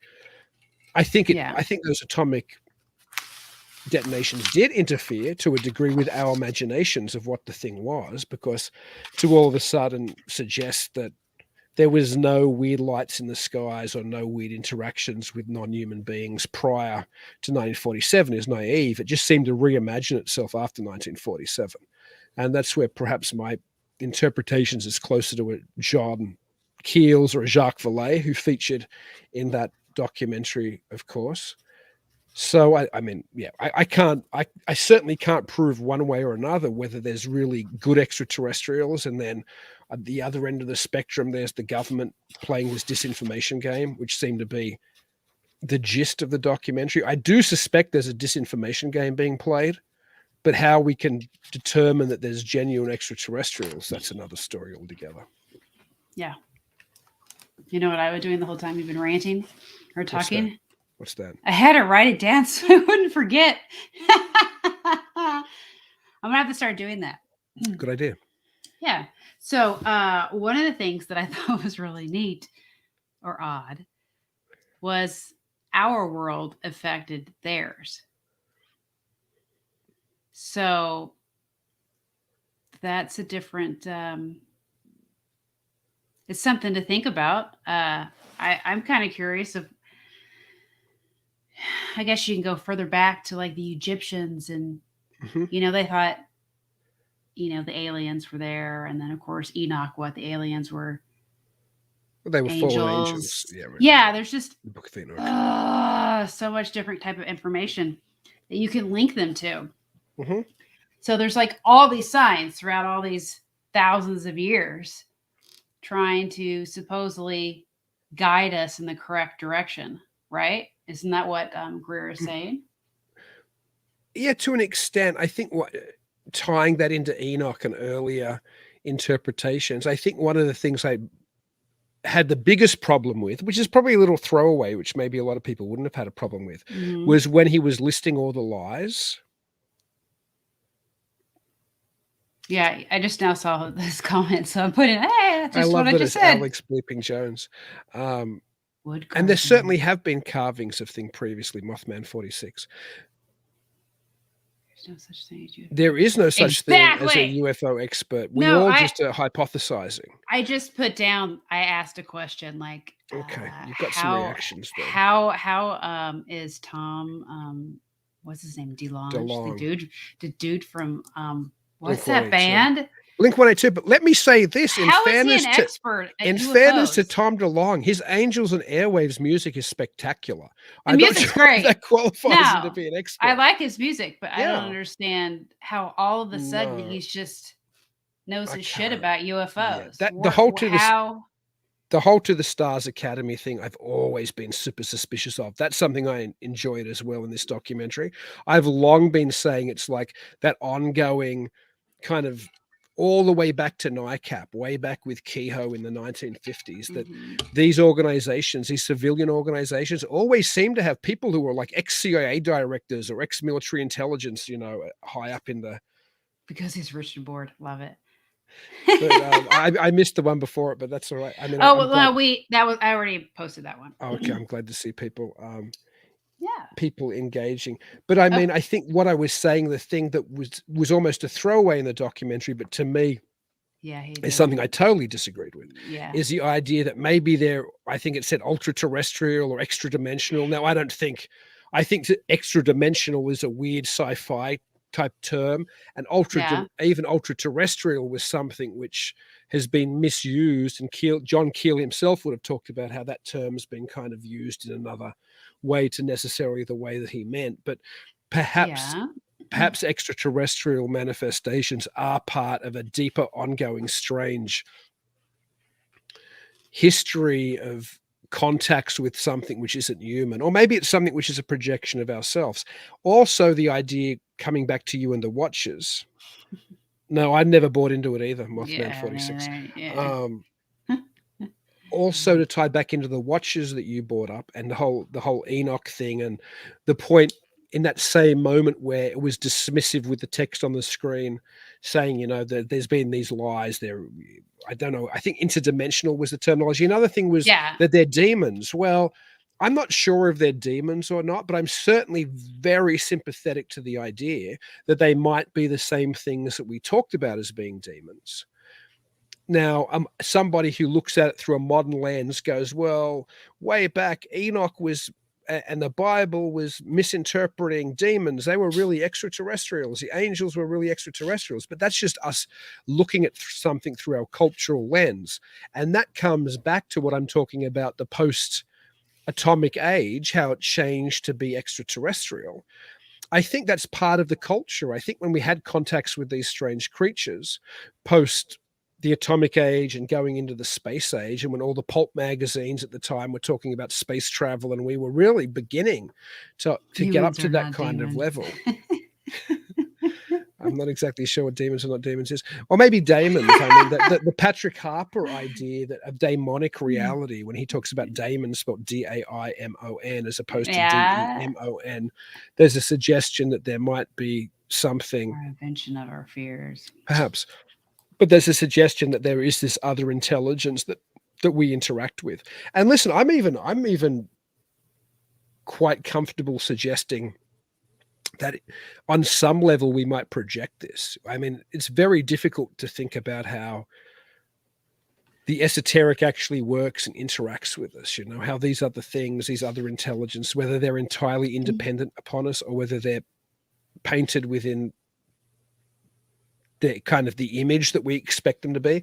And this is something I've Right. talked about extensively. Anyway, to stop saying the problems I had with the documentary, I think there's really good stuff in there. I think as an antidote to I'm just reading a comment again.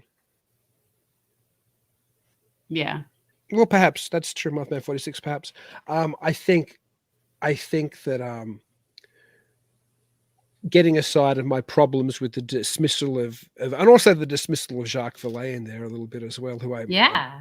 I'm very reluctant to say anything negative about. And of course, but Doty was in there, Rick Doty. I know. I'm going I to stop saw what I was it. saying and go in another segue. I think actually one of the other things I think is great about that documentary is there's probably, to me, two of the most important thinkers in the UFO field, or two of the most influential thinkers in the UFO field. I won't read this comment. or I get agree with sidetracked. Phil. One is Jacques Vallée, who after the Condon Committee, which was really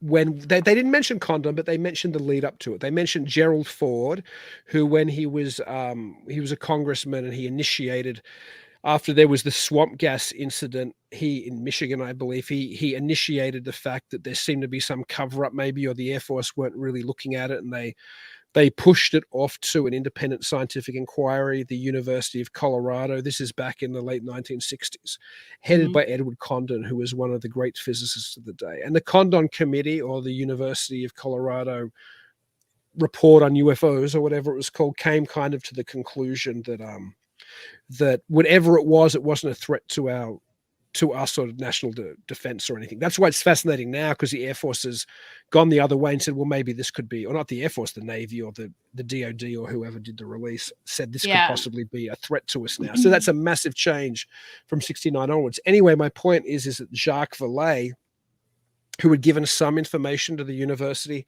of Colorado, both him and Hynek, who was his kind of friend and mentor,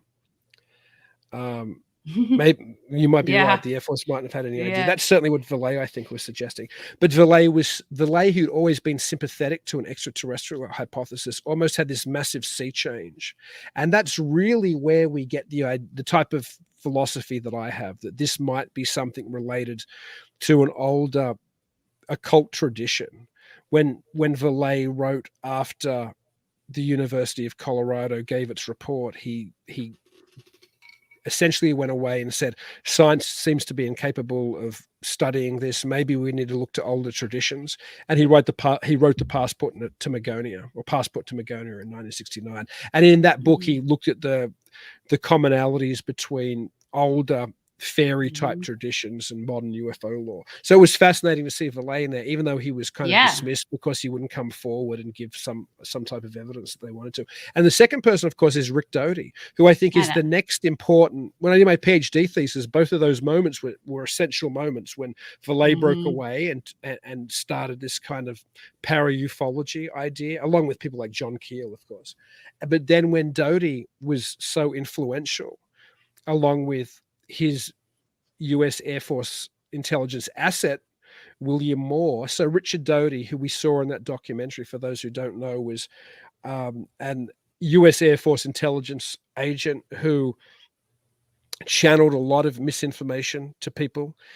And one of his assets was William Moore, who came out at the MUFON, which is another massive civilian group back in the late 80s and said, yeah, we were feeding information to UFO civilian groups. And we were, I think he might have even said we were, taking information, but certainly they were manufacturing a lot of things that believe. That's why I'm reluctant when in a documentary like this, which I think has many good things going for it, but when they start talking about MJ12, William Moore's friend Jamie Shandera was the person who got the envelope with the roll of film in it, which was photographs of the MJ12 documents initially. Now, remember, William Moore is also the person who's the asset of Richard Doty, the agent from Air Force Intelligence, who was inventing all of these stories about UFO bases under Dulce, New Mexico, and, cattle mutilations, and the fact that we're maybe somehow interfered with by extraterrestrials in our genetic past, and they created us. I do like NASA. Never a straight answer from Mothman 46. That's a good but one. my point is, anyway, we know that Doty, who features in that documentary as well, and we've had him on the show before. He's one of my favorite guests. Yes. Because I do think, I'm not sure if Doty always tells the truth, because if he's still employed, if he's still an asset, and maybe you're always an asset once you're, or not an asset, maybe he was an agent, he wasn't just an asset. Maybe he can't say some things, he still has to spin. But the fact is that Doty and William Moore wrote the first Roswell book with Charles Berlitz, the very first book that popularized Roswell. And then William Moore and Jamie Shandera released the MJ12 documents. And Rick Doty's in the center of all of this. So you look at it and you go, okay, alien underground bases, the MJ12 documents, Roswell, the cattle mutilation stuff, and the fact that we were genetically engineered from ETs, the paperwork that was given by Doty, she herself said, Moulton Howe talked about how he gave her the documents at an Air Force base to read. So much of this proto X-Files mythology, which is what now most people believe, which was kind of created in that late 70s into the 80s period. So much of that you can see Rick Doty and a few other figures at. Yeah. It fascinates me that there are those figures who clearly had that impact on UFO belief. Jacques Vallée had his own impact on people like me, who tend to look at it more as something strange or esoteric and non-physical. But certainly Doty, who's also in it, was perhaps the person at the heart of the next great sea change in UFO belief, which was the modern X-Files version of UFO belief. Yeah. So even at that level, the documentary is fascinating. But yeah, no, I enjoyed it. I don't agree with a lot, but I enjoyed it. Oh, thank you, Phil. That's very nice of you to say. Very nice. Yeah. Well, but I could rant about this all day. What else did you think about it before I keep ranting? Yeah. I thought about the alien body in the beginning, because I remember when we watched at the beginning of it, just part of it, and you had mentioned you had not seen that footage. No. You're right. When we first watched it about a month ago, I hadn't seen that photo of that early. And again, it's because I finished doing my PhD research in like 97. So I've lost a lot of stuff between now and hang on, not 97. What am I talking about? That's when I started. I finished doing my PhD research in about 2007. It took me about 10 years. So a lot of the stuff that's come to light since, I'm like, oh, wow, that's fascinating. So there is a number of holes in my knowledge over the last 10 to 15 years.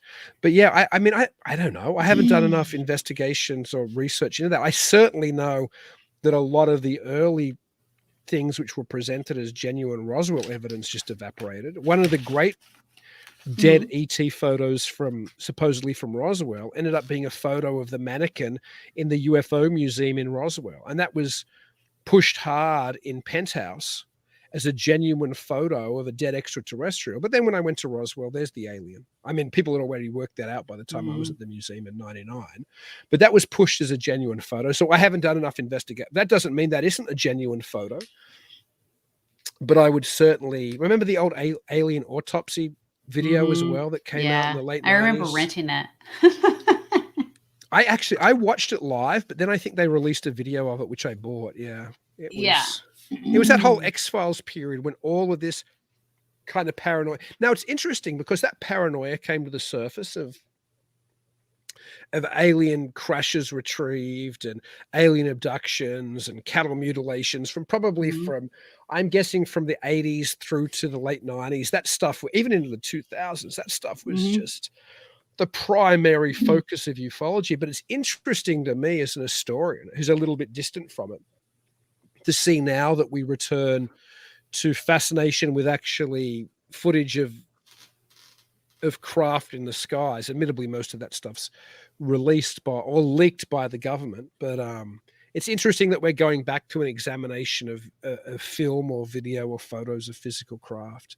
Like, you don't hear as much about cattle mutilations or alien abductions or underground bases. It seems to be back to, a military pilot had this encounter with which was the stories you had going back in the 40s and 50s. So it's almost like we've come full circle. Yeah.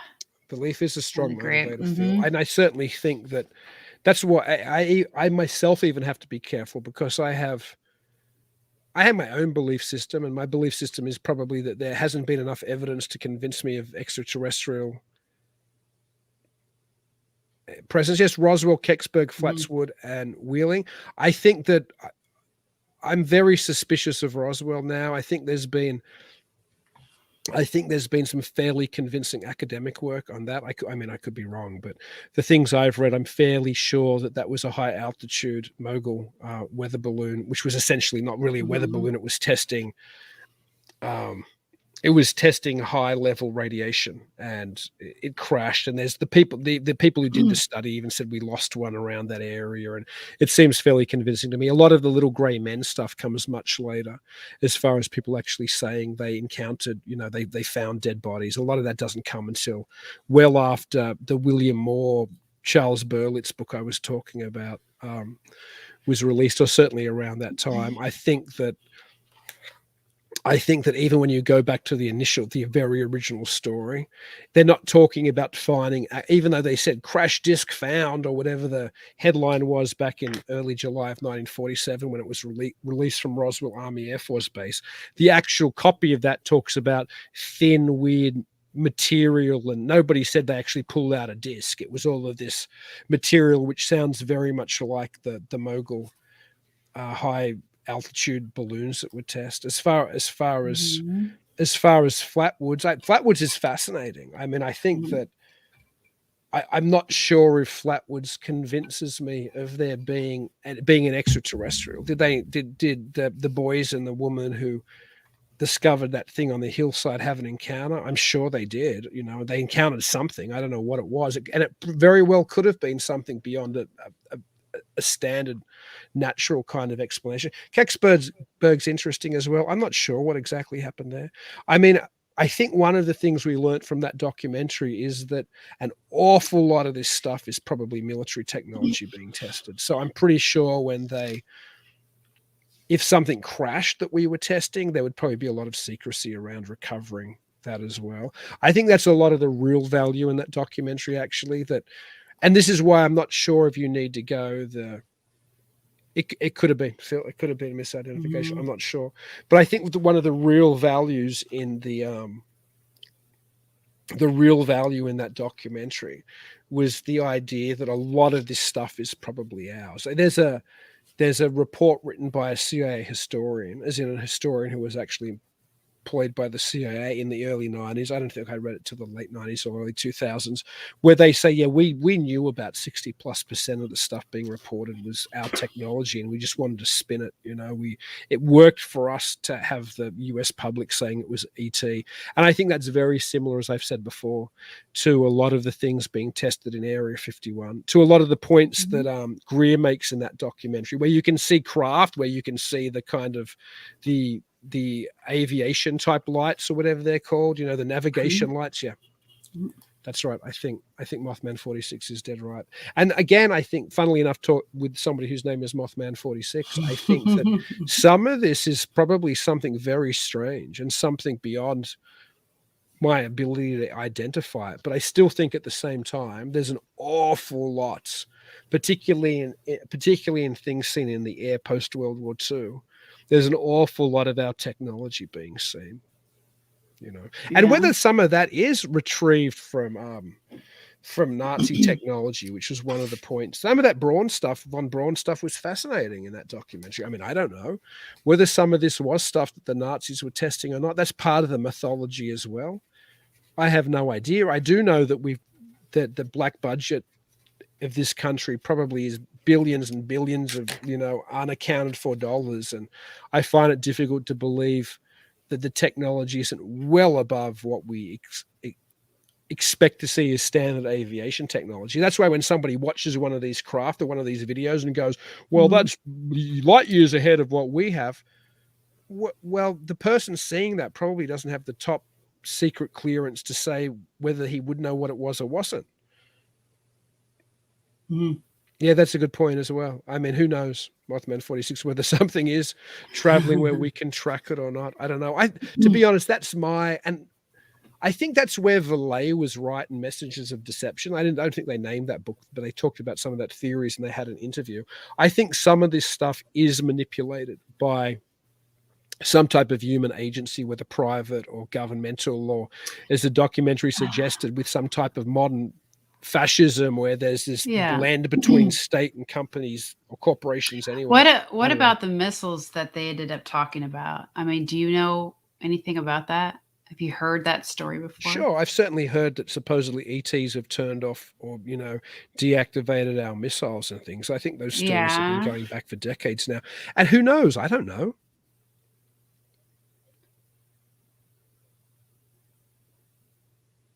I don't know, Phil. All I know is that the black budget, I don't know what's there. I certainly think that some of the technology that came out of that was probably beyond my simple reckoning. I have no idea. But I do know that because that money's been spent, I'm very suspicious of when I see a technology where somebody who wouldn't have that kind of access goes, well, that's nothing we have. I mean, I don't know what we have. Imagine even 100 years ago if somebody saw just a jet imagine 100 years ago if somebody saw an F-16 even, right?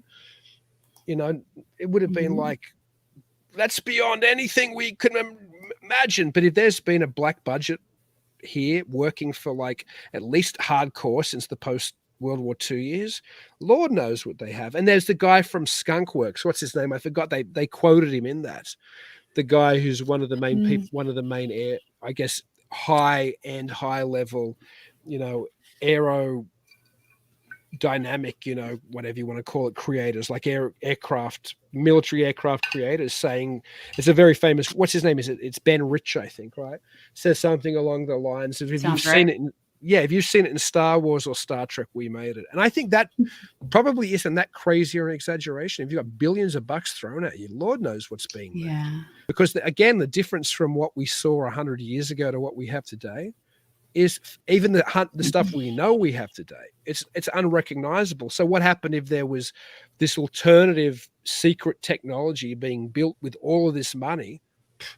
I don't know what they've developed. And I think for somebody to say, well, that couldn't be ours, is just disingenuous. Yeah, absolutely right. The SR-71 is a classic example of something that we didn't know about for a long time. And I think a lot of that stuff tested out of Dreamland, out of Area 51, where people were saying it's UFOs, it's back-engineered crafts, it's reverse-engineered crashed flying saucers. Was it, or was it just that they had 30, 40 years to develop this stuff and billions of dollars to do it? I have no idea. I mean, I really don't know. There's no way I can prove that they didn't get a crash saucer, to experiment on, but they certainly had enough money to do all kinds of crazy stuff, so. Yeah. Yeah. Well, what about the part that he talked about the screaming alien? Do you remember that part? Was that in the exo-racism bit or something? Or? No, it had something to do with, what the hell are we doing? Or we're destroying our planet kind of thing, which also, that's the same thing that happened in Zimbabwe. Isn't that right? With the kids? Yeah, where all the kids saw that. Yeah, and there was one in Sydney as well where they also, in Western. Oh, yeah. Somewhere, I think. And then the aliens telepathically told them, what was going to happen. Doesn't a lot of that sound an awful lot like Virgin Mary sightings, like Fatima? where the Virgin Mother comes to warn people. I know, of, but I don't think you should pursue this. discount it, though. I don't discount it. I'm just not. I can't.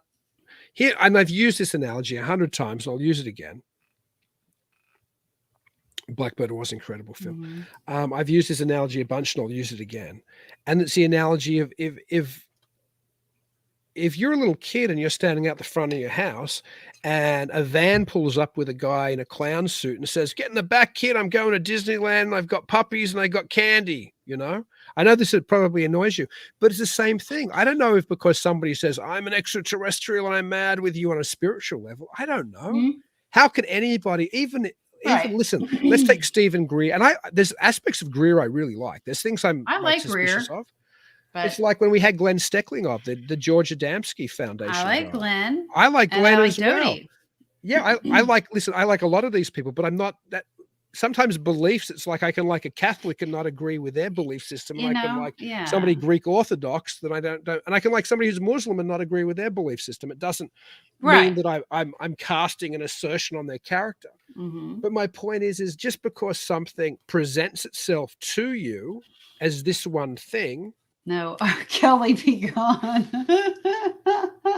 Just because somebody presents itself to you as one thing doesn't mean that's what it is, particularly if it's presenting itself as a higher intelligence, because there's no way, like Valet was talking about that kind of work with holograms in the sky and tricking people. Like these days, you can't even be sure. Give it up for that. We have some great listeners. I know. There's no way we can be sure that what they're telling us or even who they are is who they are. There's no way. Like let's say Greer and the whole SETI 5 thing, whatever it's called, has had genuine interactions with ETs. I'm not saying that they haven't had genuine interactions. I'm saying, how can you actually prove that those interactions are ETs? You can't. It's the same if I see the Virgin Mary tonight in my front yard. How do I know that's the Virgin Mary? Or if I see a Bigfoot in my backwoods, how do I know that's a Bigfoot? And this is where that's the level of, I don't know, skepticism is the wrong word, because I'm open to the idea that people have these experiences, but I'm suspicious and skeptical of the messages and what they're showing. As you should be. Real. Yeah. So I don't know.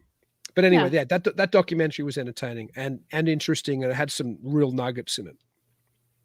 Yeah, I liked it. I thought it was good. We've got to get Rick Doty back on. Speaking of Doty, I wonder if he'd come. We haven't had Doty on since we've done video. I wonder if we could get Richard back to do a video one with us. We had him. Gosh, well over a year ago. Early on, yeah, it's been a while. Yeah, it would be captured. Oh, like if you caught the creature and had it in a cage, I'm guessing that's what Christopher James means. I think if you had it somehow so you could physically, and that's the problem though. Same with the Bigfoot, right? It's the same with everything. All of these things operate the same as fairy stories. And I don't mean that dismissively. I mean those folk tales about interaction with the fairy realm. Often you'll bring bread back from fairyland, or you'll bring back gold from fairyland, and it will turn to dust before you can show it to anybody. Or like, what's his name? Joe Simonton, the guy in Wisconsin who the extraterrestrials landed on his front lawn and asked to have some water, and then they made him pancakes. And then he gave the pancakes to, I'm serious, they gave the pancakes to be tested by the Air Force, I think. And they were just like, there's nothing special in these. There's just flour and whatever else. But my point is the evidence is never quite there. It's almost like this fulfills, whether there's some cosmic trickster that likes to mess with us, I don't know. But whatever the point is, they feel this kind of almost psychic or psychological need that we never quite get the evidence. I've got a pancake from outer space, that should be proof, or I've got gold from fairyland, but it always just somehow evaporates evidentially, or evidentiary, or whatever the term is. I'm sick tonight, folks, so you got to bear with me. I've got a terrible head cold. Anyway, the evidential truth or the evidential proof or whatever just seems to evaporate. But I wonder if that's part of it. If this phenomenon is what I suspect it is, it's something that somehow plays with our reality. And anybody, yeah, that's true. Anybody that they do know aliens love pancakes. And funnily enough, and this is a shameless plug for charlesfort.org, we have oh yes, we have a that's correct. pancake T-shirt on our T-shirt page there, which is a riff on the aliens liking pancakes because it's such a fantastic story. And I live in Wisconsin, so how couldn't I? That's true. And I used to spend a lot of time looking at, that's a good point that Mothman 46 made. I mean, you can go out there and look up. And I certainly used to, when I spent a lot of time looking at this stuff, when I was doing my academic research, I was still interested in it. You know, I wasn't like a total skeptic. I spent a lot of time looking up at the sky. And sometimes I'd see things which I couldn't, you know, be 100% sure what they were, you know. Yeah. The universe is full of mysteries. Yes, it is.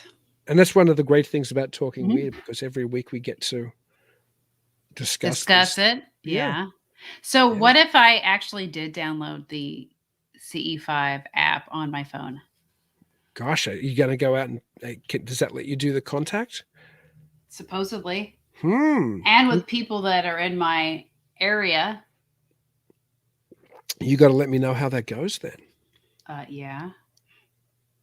See, I think what you probably talk to then is the same stuff that you talk to when you do your paranormal investigations. My investigations? Oh, well. Yeah. I'm a no, I don't skeptic think. with I don't. those. I think it's. No, I don't know what it is. Yeah. But I do like to try and interact with it and try to figure out what it is because I'm curious. Because it takes me a while to like go, oh yeah, it's that person that supposedly died in the house.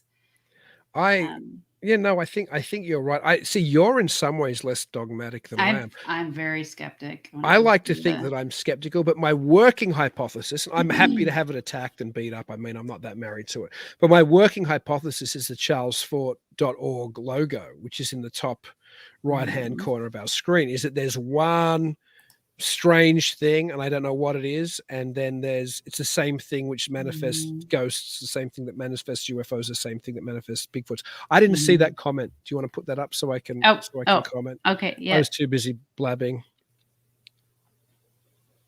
Yeah, I think that's true. I think that a lot of it's healthy to be a skeptic. I think it's better to be.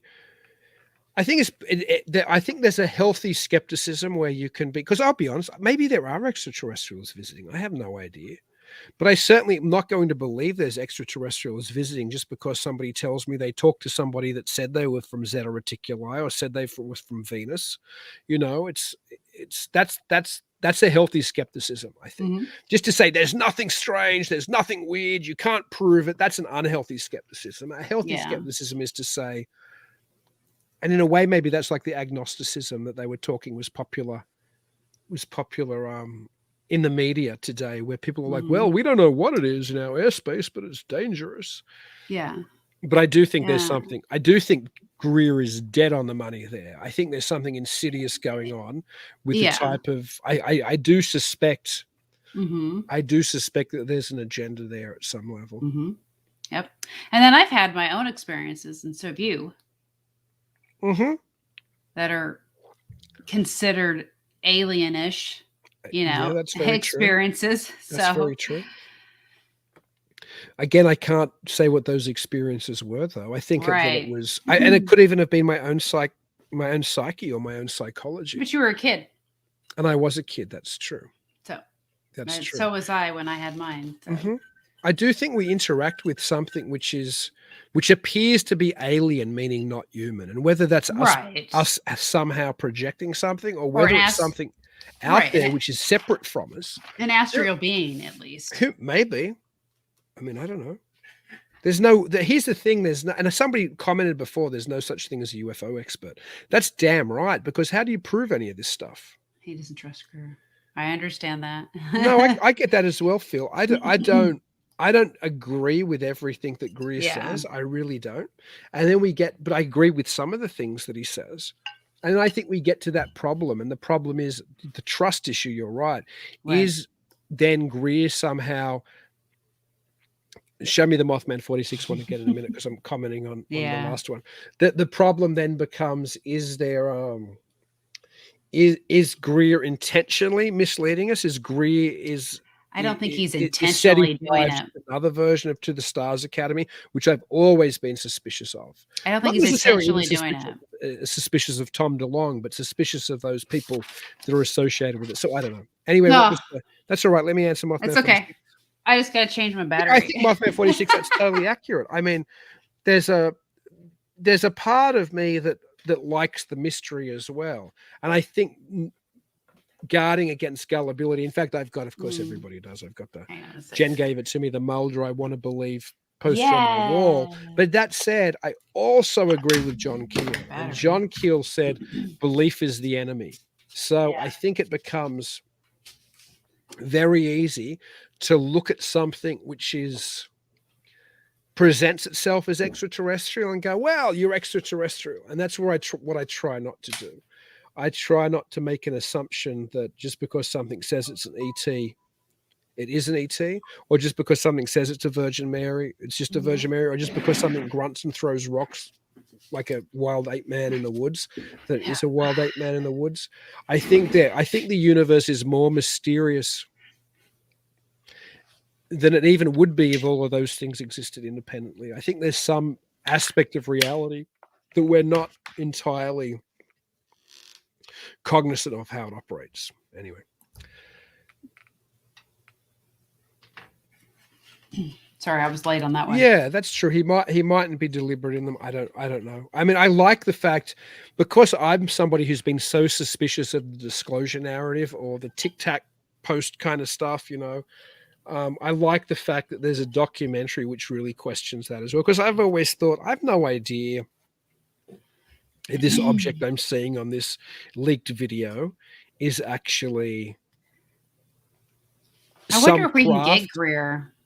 I would love to have Stephen Greer on. I would love to just because when I have people on, as you know, we don't have people on and I don't argue with them. I might ask them a question or two from my kind of, Keelian kind of position or Fordian kind of position, but I'm happy to have anybody on. I'd love to have Greer on. That'd be fun.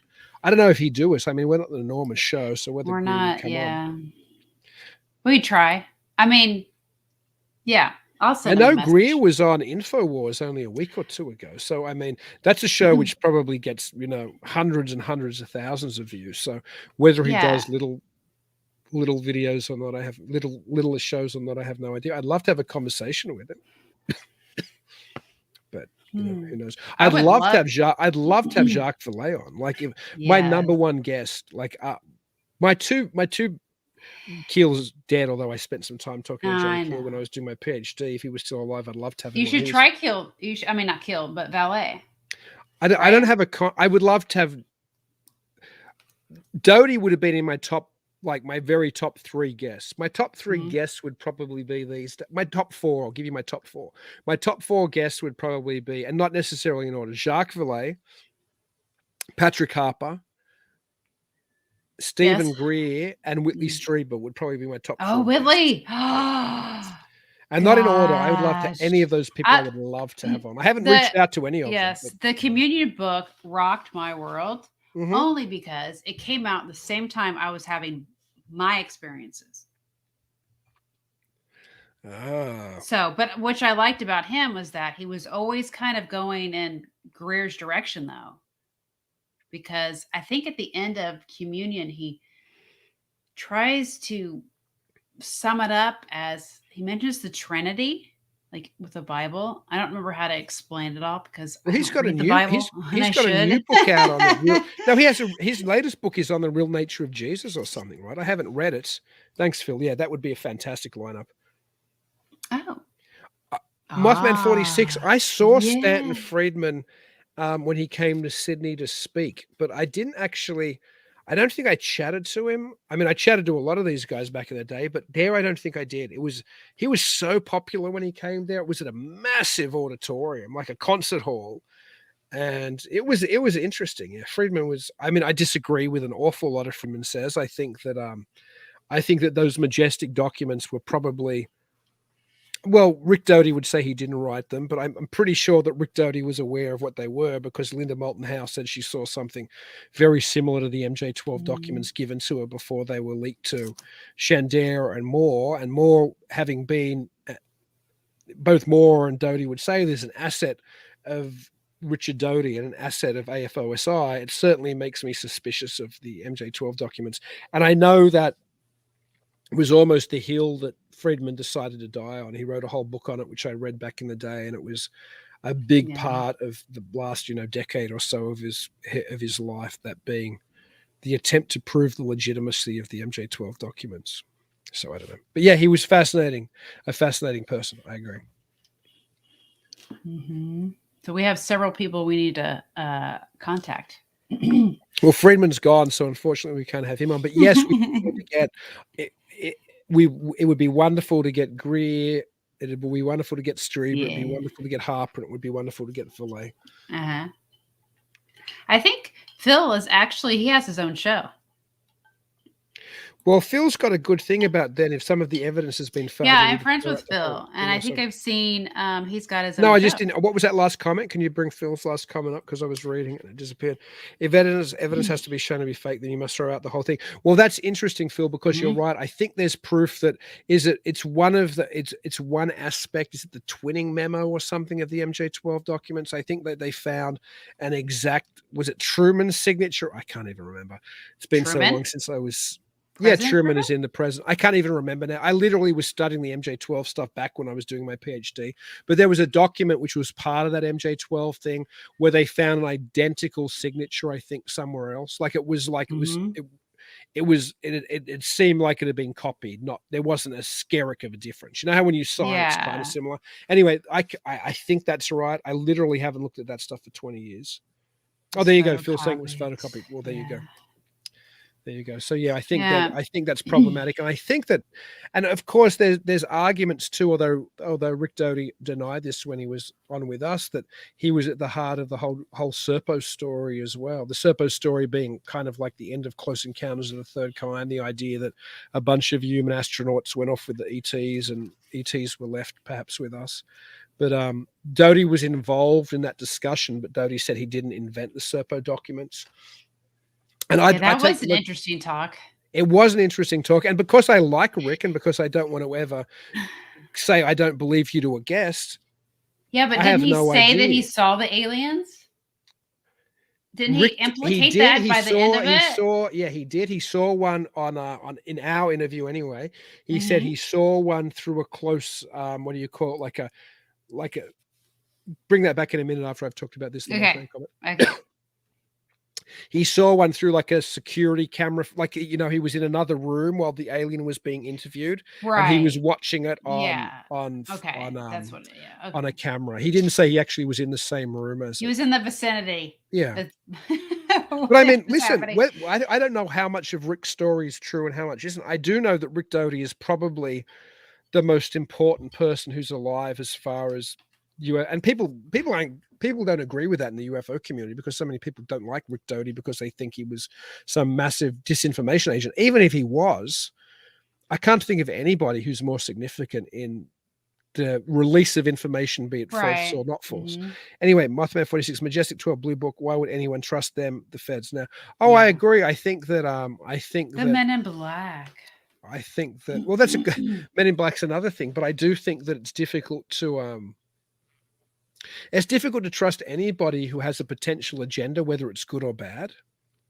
And Phil, you're right. It does distract from the reality of UFOs. It absolutely does. That's the point, right? Well, it might be the point, or it might be because you might be right. It could be the point to distract from the reality, or it could be a point of using the reality of UFOs for another purpose. So as Valet was talking about in Messengers of Deception, regardless of the reality of whatever this phenomenon is, there seemed to be some human agency. And when I say that, I don't necessarily mean an intelligence agency. I mean humans doing something. There seemed likely to be a human agency that was manipulating the narrative or manifestations or whatever for their own use. And I think that still applies today. I mean, look at what happened only recently. And maybe that's why Greer gave Valet such a hard time, that Valet wasn't coming out and saying this is all misinformation. Yeah. But then again, in all honesty, I mean, Vallée is probably the two greatest thinkers in this field who are alive still are probably Jacques Vallée and Patrick Harper. And Patrick Harper's only marginally UFO. Vallée's definitely UFO field. Harper's marginally there, because he's looking at other things and he's more interested in this kind of golden thread of esoteric Like the whole thinking. picture, maybe? Yeah. And Vallée is to a degree, I think, but Vallée, because of his background with Hynek and his background of, giving information to Condon Report and then giving information to Blue Book and yada, yada, Social yada. media. Yeah. Social media is the devil. It's the devil. Well, As they would say on, what is that? Today, what show is that? I don't know. I always tell Adam you. Sandler. Is it? I always tell you it's the devil whenever the devil's work whenever you send me with anything. The B. It's the devil. But certainly social media is a controlled ghetto of information. Like they have all of us in here now. Like we're all so dependent upon communicating on Facebook or Twitter or the number of ghettos that we communicate on. And then they can go, okay, this story we're going to bar, we're going to block somebody from talking about this. Yeah, that's a totally different. That is a different topic. But it's control systems. And Vallée talked about perhaps the UFO phenomenon and all those kind of strange, all strange phenomena, maybe being a control system, maybe affecting the way that we respond to things. And both perhaps at a paraphysical level and also at some human agency level. And even forget the paraphysical level. Just think of the human agency level when. Oh, awesome, Phil. Oh, thank you, Phil. It's great to have you listening. I'm just glad we have somebody watching. I know. I'm considering this is the longest show we've ever done. Like it's over true. Over 2.25 hours now. Yeah, it's a long one, that's for sure. And I'm sick too. And I was like to Jen, I don't want to do an 1.5-hour documentary because I'm not going to be able to handle it. Yeah. We almost had a very good friend of the show. That way he doesn't have to talk and sneeze and cough. But yet, true. I think you're doing pretty well. Well, that's because it's one of my favorite topics, UFO weirdness and disinformation. Oh, thank you, Mothman 46. But no, I think it's been a good show. I've enjoyed it. I don't know if you have anything else to add before we sign out. Not really. It's nothing too much. I've kind of mentioned a couple of things. But Mothman 46 and Phil, who without was still listening, going us into another direction. So let's ask Mothman 46 and Phil and anybody else who is still listening, and we'll give like maybe a few minutes where we'll just babble. What is there? Somebody you'd like us to get on the show, or a topic you'd like us to chase that we haven't? Just we'll wait a while. We'll just talk while you put that up about something else. So just load it up. But it was fun watching a movie with you and just with you and the audience, Jen, and just then dissecting it at the end.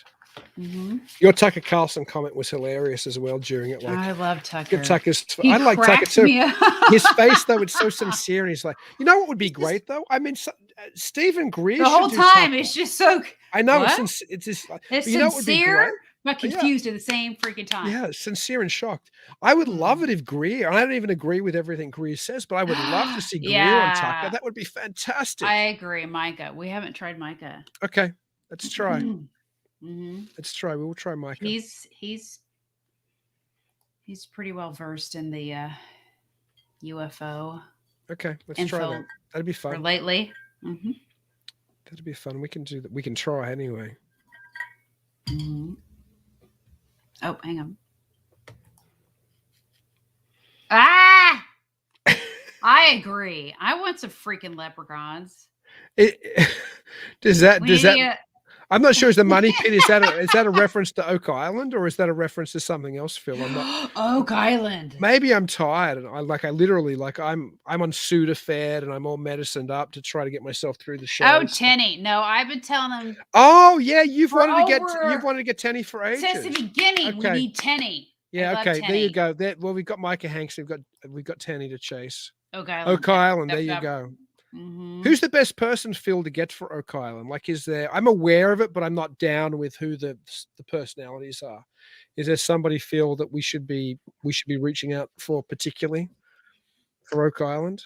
Because that would be a fun show. I'm interested in it. I have never watched the show. I know there was a series about it. I'm going back to like the the old Leonard Nimoy In Search Of is. Hey, Phil. See, I told you he does something. Oh, okay. Well, let's do it then, Phil. Yeah, okay. Let's talk off screen and let's get you on, Phil, if you want to chat about that. I'll do that. That'd be fun. Let's do it. Yeah. Okay. We'll send you a PM. Okay. Sounds good. Well, that was a fun show, I think. I'm going to go and collapse. I know. I can't sleep for 12 hours because my daughter will be up probably in like 5, but I'll try to sleep. Well, no, that's not probably true. She'll probably be Take up some at about Sudafed. 6. I have to take the nighttime though. I can't take any more of the daytime, or I won't be sleeping at all. Yeah, I take the nighttime pills now. Take some medicine. Yeah. Well, thank you for watching. Thank you for everybody who contributed. It was an interesting show. I enjoyed it. A big thank you to Stephen Greer for letting people share this documentary. I think that's awesome. Yes. No matter how much you agree with or disagree with, I do think that goes to show a desire to get the information out. So I totally approve of that as a model. Awesome show. Oh, thanks. Thank you, Mothman. I appreciate you watching Mothman 46. Yes. I'm trying to get back to where I need to be when we do the exit.